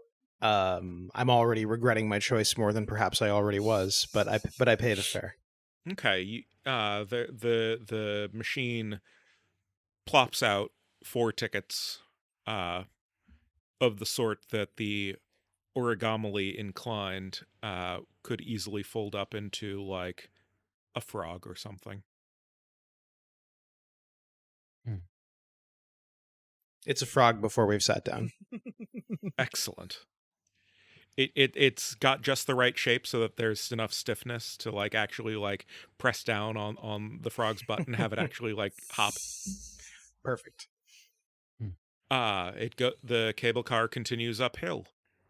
It passes a wide array of relatively architecturally well-known San Cajetan buildings. Eventually crests the hill. There is a hotel. There's a couple of presumably quite high-end apartment buildings. 2 hotels, I misspoke a moment ago. A park, a very old building with the letters PUC on the door that has no further explanation, and a Gothic cathedral up at the top. of this hill. While we're riding, I'm keeping an eye on my Maps app to see like where we need to get off to go to the Palace of the Fine Arts. But otherwise, I am just kind of observing the scenery with Sure. interest. So you can get off on the downhill slope and take a different cable car. Your tickets will be viable for that. That would take you down to Fisherman's Wharf, and then you'd have to walk a ways, or you could get onto a streetcar, which is a different thing from a cable car. Right. It's what everyone actually thinks of when I said cable car, but for the San Francisco of it all. Mhm. Or you could get a bus from any of like 8 different places that would eventually take you towards Mhm. the marina and eventually the Palace of Fine Arts. Before we decide that, the church, the Gothic cathedral, you said, one of Sure. the locations mentioned in the documents I hungrily perused was a church, but you said it was a church more in the sense of like church in the wild. Am I remembering that right? Now I have to remember my exact phrasing, and I don't think I can. I think you said I just wrote down ge- a church, which is not sufficiently I helpful. think you said in a geographical sense initially. A church in a geographical sense. That makes Yes. sense. Okay. Yes, that is what you said. Okay. Yeah. Okay. No further questions, Your Honor. So I guess, absent any input from my compatriots, I will try to chart out like the most like efficient route to the Palace of Fine Arts, not necessarily in the sense of time, but like in the sense of having to do and pay for things. I mean, you have cable car tickets. Right. The internet indicates to you that there's a general impression that there should be cable car operators and that they do often exercise discretion as to whether or not someone is a local in terms of whether or not to charge them. But also that you have the tickets and therefore the transfer will accrue no further charges. They do not interact with other forms of public transit in San Cajetan. So you'd be able to get the transfer, go over a different hill sort of in an orthogonal direction and get down toward a part of the waterfront closer to the Palace of Fine Arts, and then it would be a good little walk to get there. Okay. This doesn't seem like a problem for me. I will kind of coach my compatriots. That, and you do have some hours yet before a night market might be properly termed a night market. Indeed, yeah. Not in any particular hurry. And anyone who feels like can roll a general education or a mind or similar, feel free to pick among those and declare. All right. I just rolled I know stuff, and I rolled a 96, so Okay. I think I don't. Yeah, no, I don't think you do know stuff. I think I must have gone through the core curriculum because I rolled for general education and I got a 70. I'm also rolling for general education. I got an 18. Okay, so that is over your skill under your stat. It occurs to you that a night market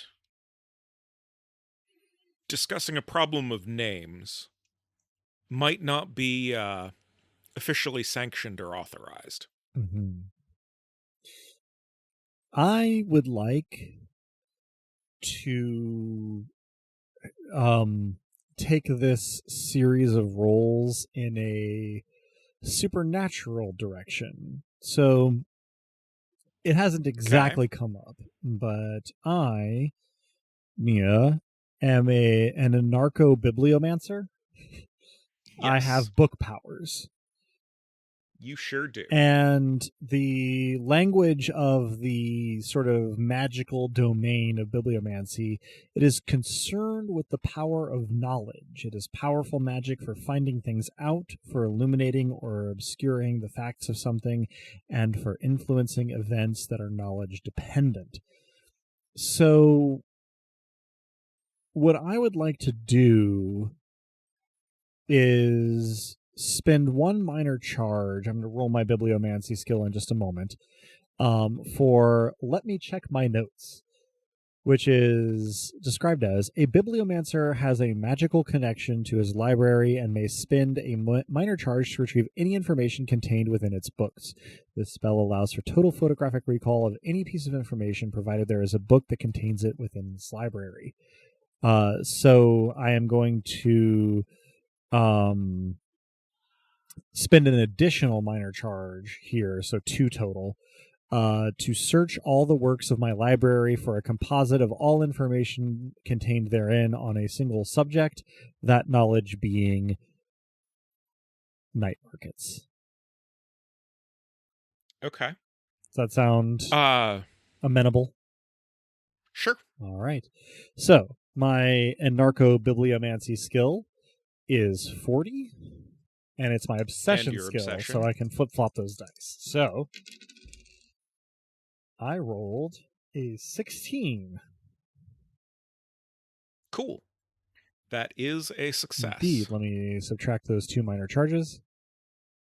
You feel the effort of connecting to your library, and you know this to be that, given that you are at such a distance from it. It feels... You feel the direction that it is going, and then coming back. It's fairly quick. It does not take much time. You sort of meditate on the text from your library that is in your hands. I mean the terms and conditions on the ticket. And you feel a flurry of scenes from historical and fantasy novels, as well as sort of some that whiz by almost relevant, of goblin markets. Also, various sort of encyclopedia entries of major cities having night markets, usually seasonal, often starting after dark, sometimes unauthorized or underground or otherwise unsanctioned. These last often require a shibboleth to enter, but not always. Many times, behavior as if you are an authority or, well, a cop, is likely sufficient to get you removed. Is there anything specific that you're looking for? Etiquette. Don't be a cop. Easy at enough. least for the unsanctioned ones. You know, it's flea market's advanced version, I suppose. Weirdly useful. Is sort of the vibe. So I probably spend a decent chunk of the first leg of our cable car ride just kind of processing this information Zoned quietly. out. Yes. It's probably 20-ish minutes to get up the hill, over the hill, and sufficiently down the hill that you arrive at an intersection where there is that same cable laid into the street. It's got sort of a metal cover with like a 2-inch opening that you can see just running up the street in the same way that it does ahead and behind you here. Yeah, so as necessary to inch our way closer to this night market of the Palace of Fine Arts, I direct my comrades in the transport. Sure, and you indicate that you are interested in disembarking, and the cable car with a ding stops in the center of the intersection. And you realize that you haven't seen a car. Given what Ah. I know about what has gone on in Senkaitan for the last few years, I'm not super surprised, but I can't speak for anyone else. Mm. You are now in a part of town that is more residential, less business or commercial. You haven't really been through any sort of industrial anything anywhere. But this is more residential. You have seen people walking around, but Yeah.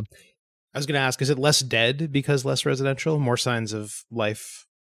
yeah, you've seen people walking around. There's, corner stores, and like you've passed a major grocery store with its lights on, and like so on. Does the cable car we're transferring to have anyone on it?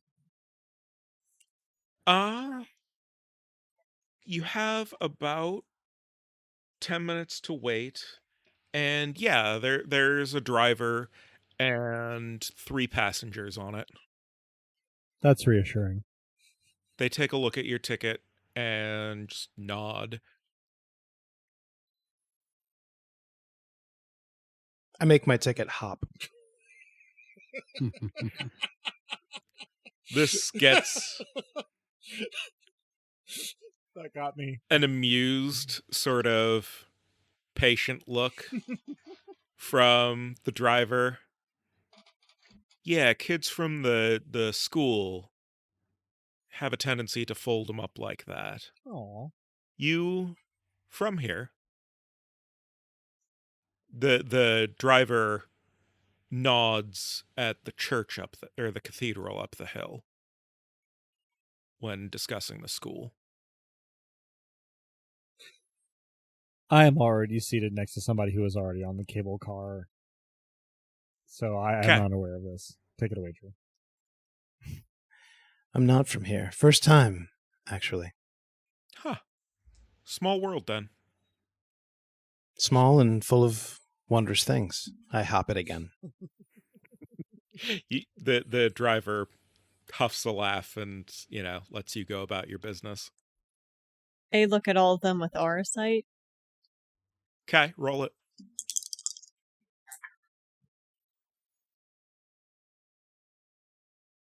So, 53. But that's under my soul skill. It is. Once again, you see the auras of everyone in the car. They all look reasonably normal. There's a woman sitting next to Nia who has some of the same sort of striations or cross-hatching to her aura that Nia has. You don't know if it signifies anything, but it's there. You do also see 4 of those same outlines sitting placidly in seats on the cable car. They do not acknowledge you. I would love to roll Don't Talk to Cops to talk to the person I'm selecting to sitting next to. Roll Don't Talk to Cops. Let's see. My Don't Talk to Cops skill is 21. But I rolled a 28, which is lower than my soul, but higher than my skill. Yeah. Your attempts at sort of introductory small talk are politely rebuffed. There isn't really hostility, but she does take out a book and start reading in somewhat like short order. Sure. I take a hint, I note what book she's reading, and I pull a book out of my go bag to read. It is Terry Pratchett's The Shepherd's Crown. Aw. I silently approve. And I am probably reading like let's see. My go bag description includes a traveling library for charges. So let's say I am reading like for the heck of it, like a David Graeber history. Sure. To the degree that you were hoping to provoke a reaction with your choice of book, you do not get one. That's fine. I have the pleasure of reading David Graeber. Sure. This is certainly a book that I have read before. Yeah. George or Danny, up to anything? Yeah, I feel like there's no one here that's more interesting than the people that I arrived with, so I sit next to Danny and just kind of strike up a conversation saying, how cool was it that that last car was automated?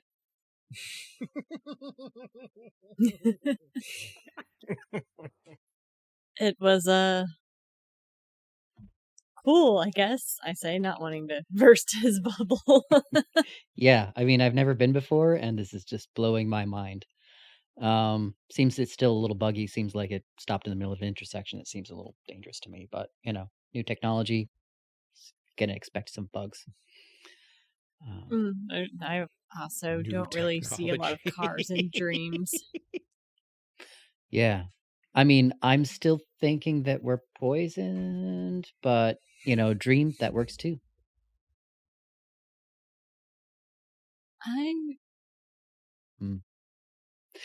Ominous roll was ominous. So, Carry on.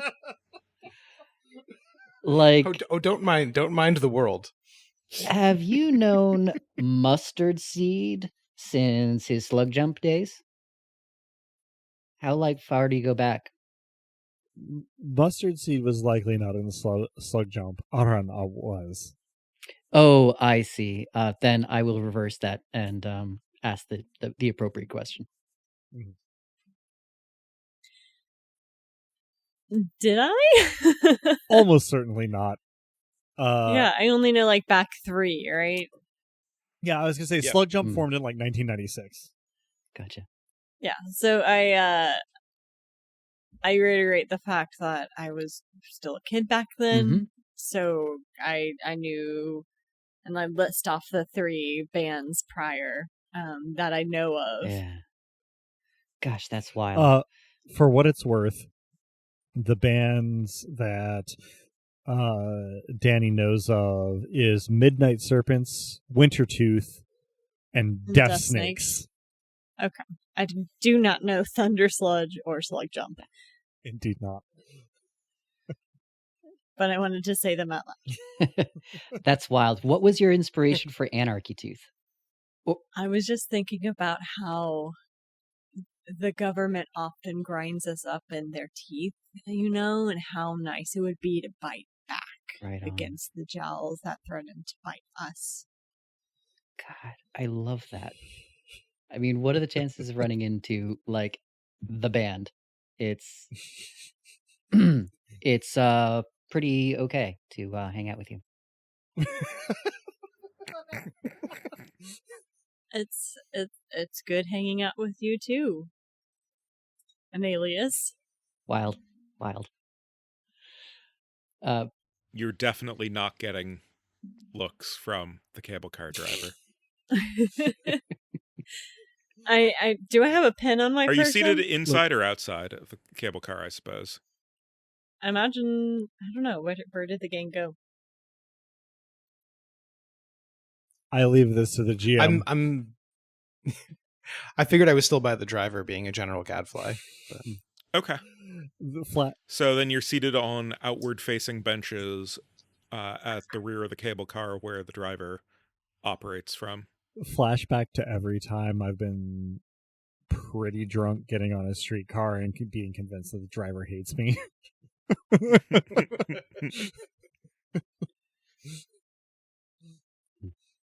Like that one time in New Orleans. Like those several times in New Orleans.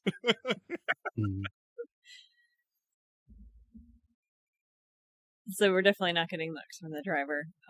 I cast about my person for something that I could give an alias a signature with, and then immediately realized that would be giving away my name. So stop what I was doing midway through and say, I'll give you a signature later once we're not in a situation where that might be dangerous. Yeah, man, that's great. That's great. I mean, absolutely.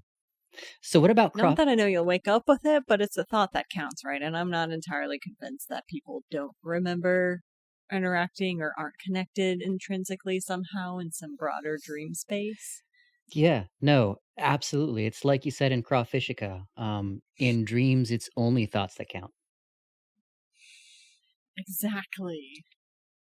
Yeah. Which is kind of a freeing thing when you really think about it, you know? Yeah. We're all pretty close together, right? Oh yeah. I present in both hands, cupped gently, a ticket shaped like a frog, autographed with the name Mustard Seed Nice. to George. I take it reverently and try to find some way to fold it up into its, without bending it, and put it in my wallet. It squishes pretty Mhm. flat. I'm studiously ignoring all of this. Mustard Seed, can I borrow a pen? But of The course. driver hands you a pen. Oh, thank you, driver. I sign mine Raven and then draw what I think is a very evocative portrait of myself in the Raven mask on stage in my full persona. Roll reality check for that.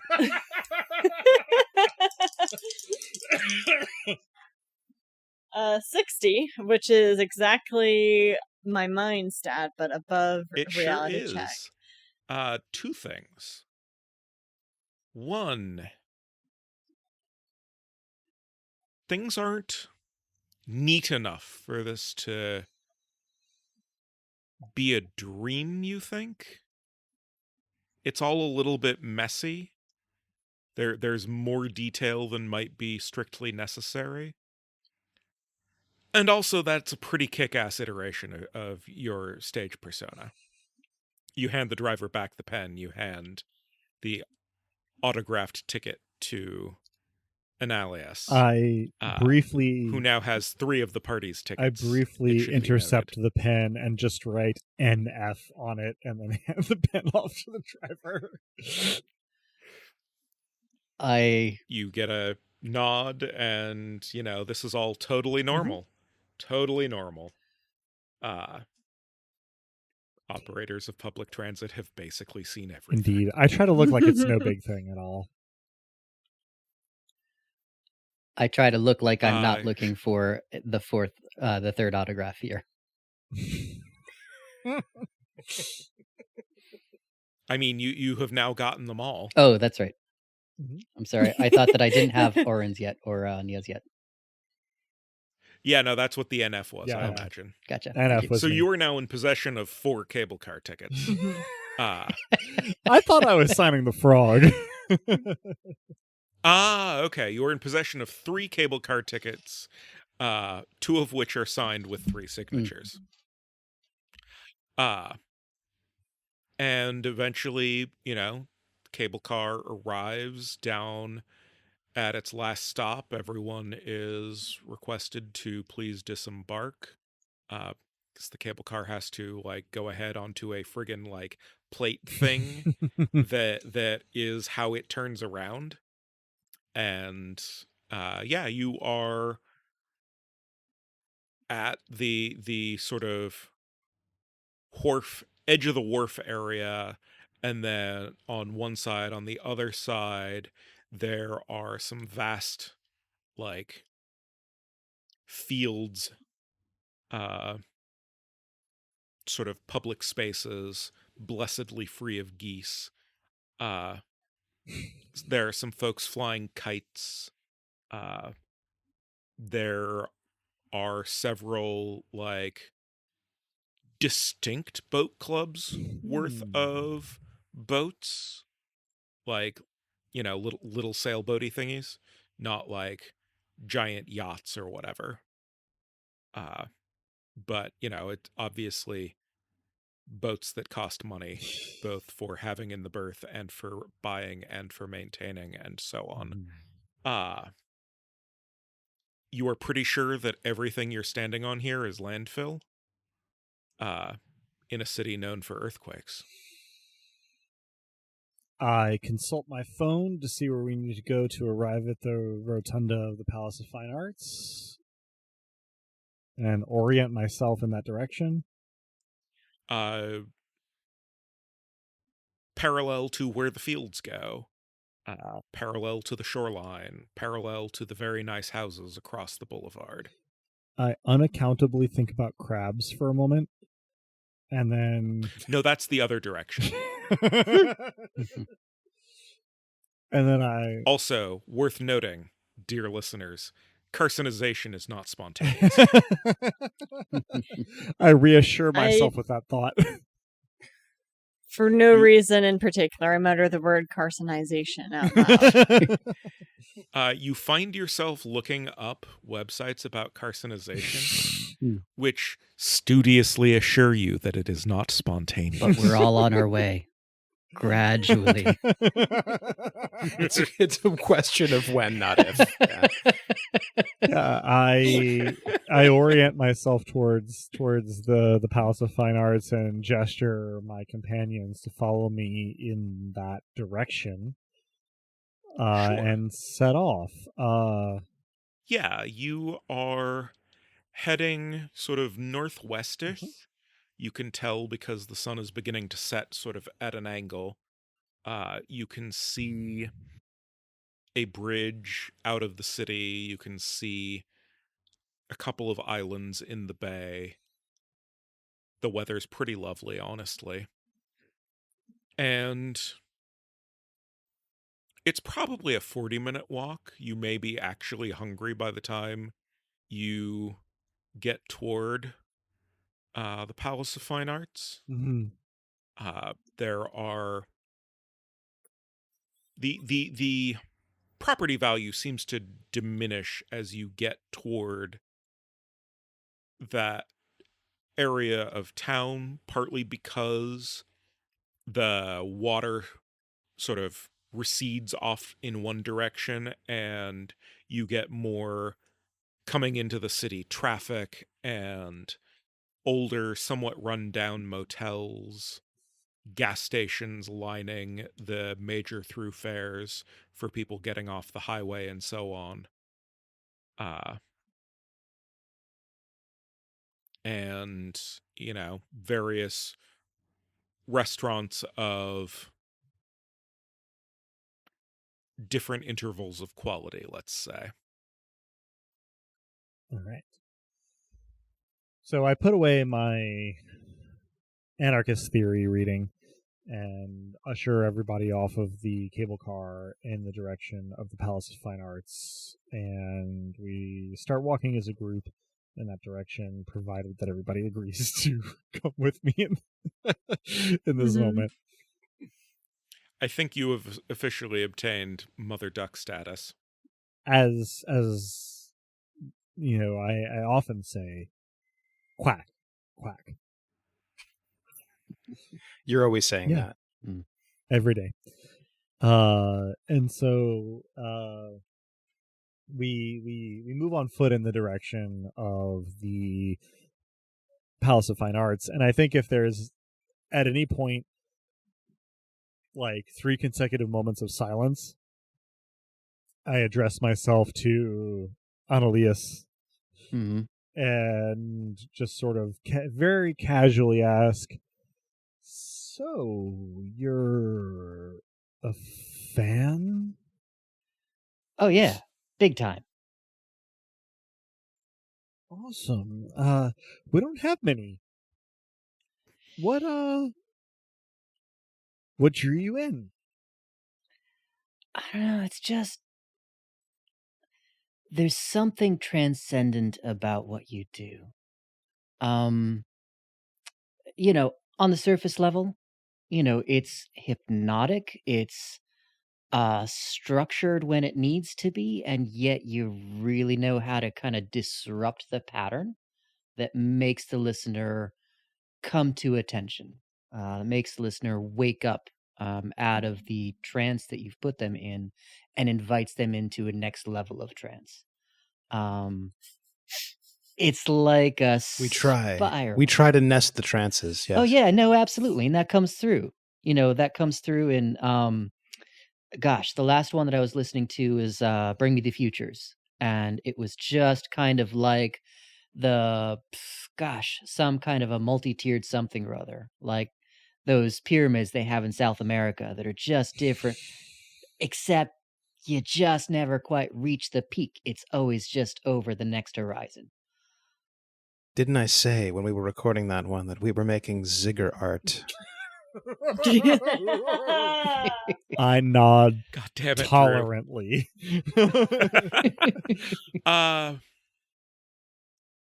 Danny, you seem to be the least invested in this phase of the conversation. Roll notice. Oh boy.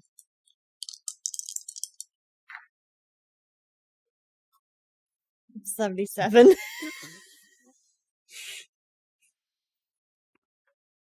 The dice. Hey. I don't know if they really like me or really hate me today. Your So, notice goes up by They one. love a good they love a good yarn. Your Yeah, notice there you goes go, up yeah. by 1. Uh-huh. And all around you, those same... Except no, they're blue lined this time. They're all blue lined outlines of figures. And they're all on phones. And they're all looking at you. Like, you can see us. Can't you help us?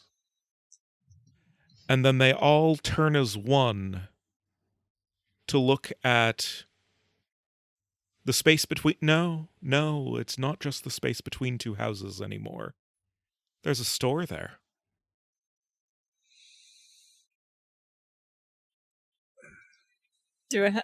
I'm just gonna roll a natural before we get to the store thing. I'll show myself out of reality. 31. Cool. You are less perturbed by this than you should be. Well said.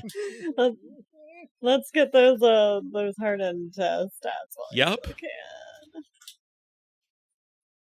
I point at the store.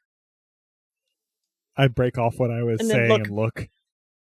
Well, not even noticing that, I look back at all of the blue line figures as though they can What give blue some line indication. figures? Oh, yeah, they're not there anymore. I look at I look back to make sure there still is, in fact, a store there. Oh yeah, no. Denton Lucan's traveling shop is very there.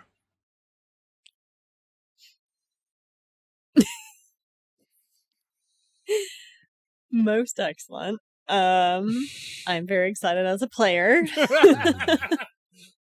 So you have stopped and are pointing at this? Yes. Okay. I will Dead in my tracks. slow to a stop and look at where you're pointing, and then sort of give a one eyebrow raised. It just appeared. I guess we probably should check it out. That seems significant, right? Yeah. It's like a dream sign. What wills itself into existence wills itself into significance too. Well said. I look a little bit begrudging but respectful. You cross the boulevard. It's several lanes in each direction. There is a little bit of traffic, but not enough to be an impediment to a determined pedestrian. And you approach the shop, which looks decades out of place between these two houses.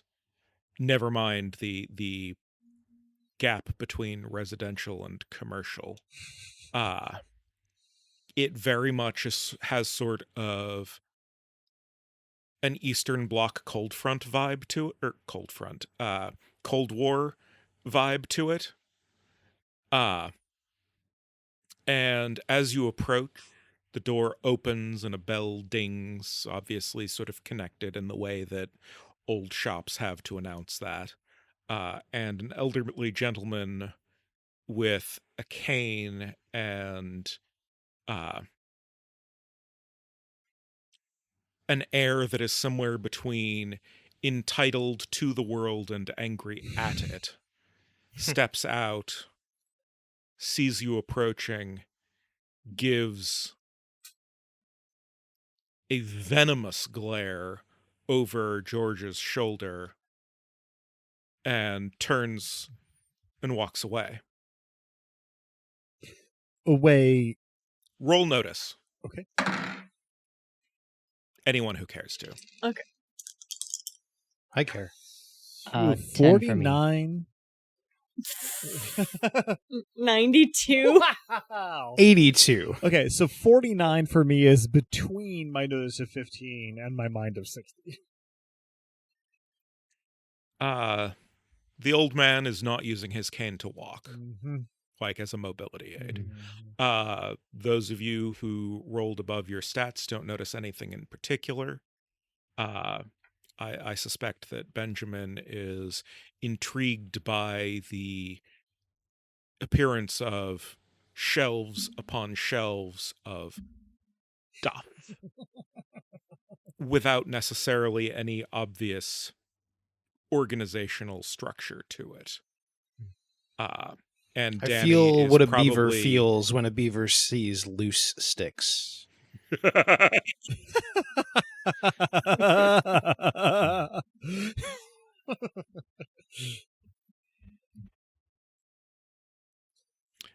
Danny is distracted by, where did all those people, auras, hallucinations, dreams, where did all those dreams go? And Nick, what did you roll for George? 10 for keep 2 eyes out. Okay. Yeah, no, that dude definitely does not rely on his stick for walking. You actually think that... I'm going to be mean and say you need to roll mind. All right. 90. Okay. Yep. There's something weird about the cane. Mm-hmm. It's best you can tell. Yeah. You don't know what it is. But yeah, you go into the shop. Yeah. Yeah. Not knowing what it is doesn't trouble George. All canes are weird.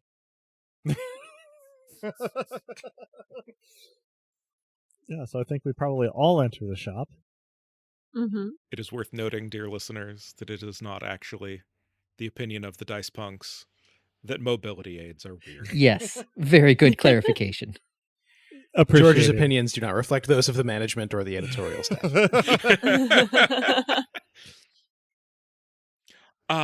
So yeah, it's a store. Mm-hmm.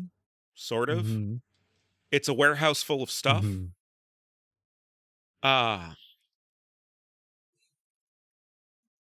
Yeah, you think it's bigger on the inside?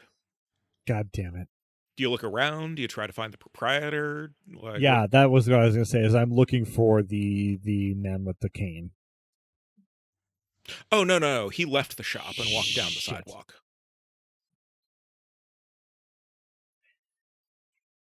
Either we're here somehow, or we should pursue him. I don't know. He's probably just a customer, right? Let's chat for the store owner. George says, hello. Hello? So you say hello as you sort of walk forward through more shelves than perhaps should be there. And there are really just a wide array of things. Offhand, you see one roller skate. You see some rebar. You see several framed pieces of art, dozens of books. You see a really, really tawdry, like, someone ordered this off of, like, out of a catalog, not even the internet, like, glitter-covered, cheap-looking dragon statue.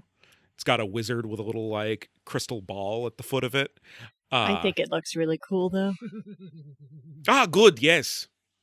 And that is all the farther that I will attempt at that, because Denton Lucan has, as has been established elsewhere, a nebulous and frequently shifting but never quite accurate Eastern European accent. Welcome to my shop. You see a very old man in a somewhat tattered suit at, behind a counter that has an immense book open on a slight, like one of those little like bookrest things that keeps it at an angle. If this book were closed, it might be 2 feet thick. The book snaps me out of what I was doing, which was mentally rearranging all of the objects. The rebar under S for structure, the art under I for imagination food, the glittery, kitschy piece of art under D for, R for Raven. Yes, well, welcome. How can I help you? What are you looking for? My name is Denton Lucan. And that is where we will end our session. You're welcome, It Adam. is so weird and yet so satisfying to see characters that I invented in 2009 coming back Yeah. in 2033. Oh, It's good to be I have haunted. definitely worked to weave in aspects of both of those campaigns to this thing, so... absolutely. Well, and for our listeners, right, like it's really interesting because they don't need any of that context, but I have all of the context, and it is fun. I You enjoy do. it. This is That's a as gift. good a teaser as one could ask for the peaks. Mhm. Right there. XP awards. Thank you. Hmm. Everyone gets 2 experience. Yeah. The way that experience works in Unknown Armies for players and listeners is that upgrading a stat costs 2 XP. Upgrading a skill costs 1 XP. Getting a new skill costs 10 XP, but you get it at 10. With that, dear listeners, this is the end of the first of N sessions of Unknown Armies. Thank you for listening, and say goodbye to the kind folks at home, players. Well, as we often say, thanks for listening. And, if your friends are weirdly comfortable with a weird situation, just go along with it. What's the worst that could happen? Thanks for listening, and the worst that can happen is very bad. We appreciate you. And to end on a slightly lighter note than that, just remember that all that we see or seem is but a dream within a dream. Thank you so much for spending time with us. It's great to go on adventures with you. And as the poet once said, and now we're grown-up orphans that never knew their names. We don't belong to no one. That's a shame.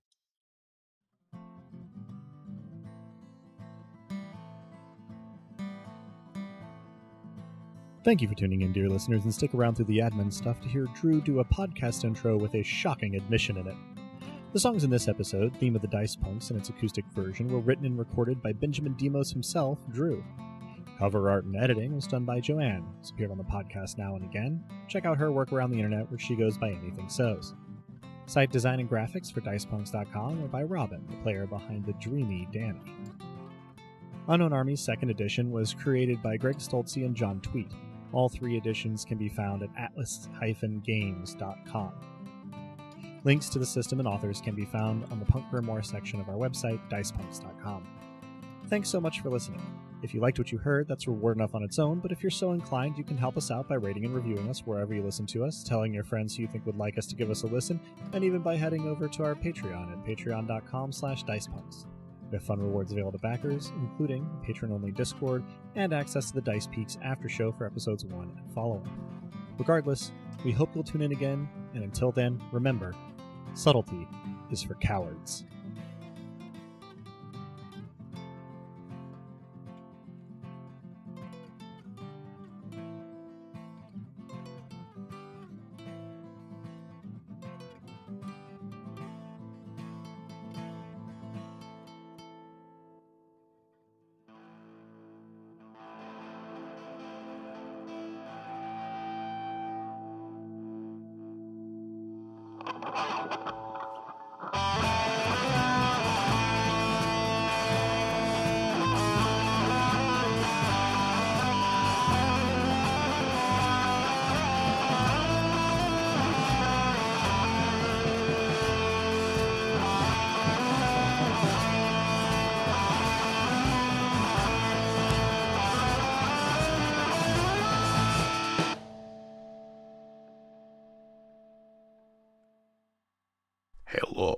and welcome to Dice Punks, the only tabletop role-playing podcast that claims direct responsibility for the death of Henry Kissinger.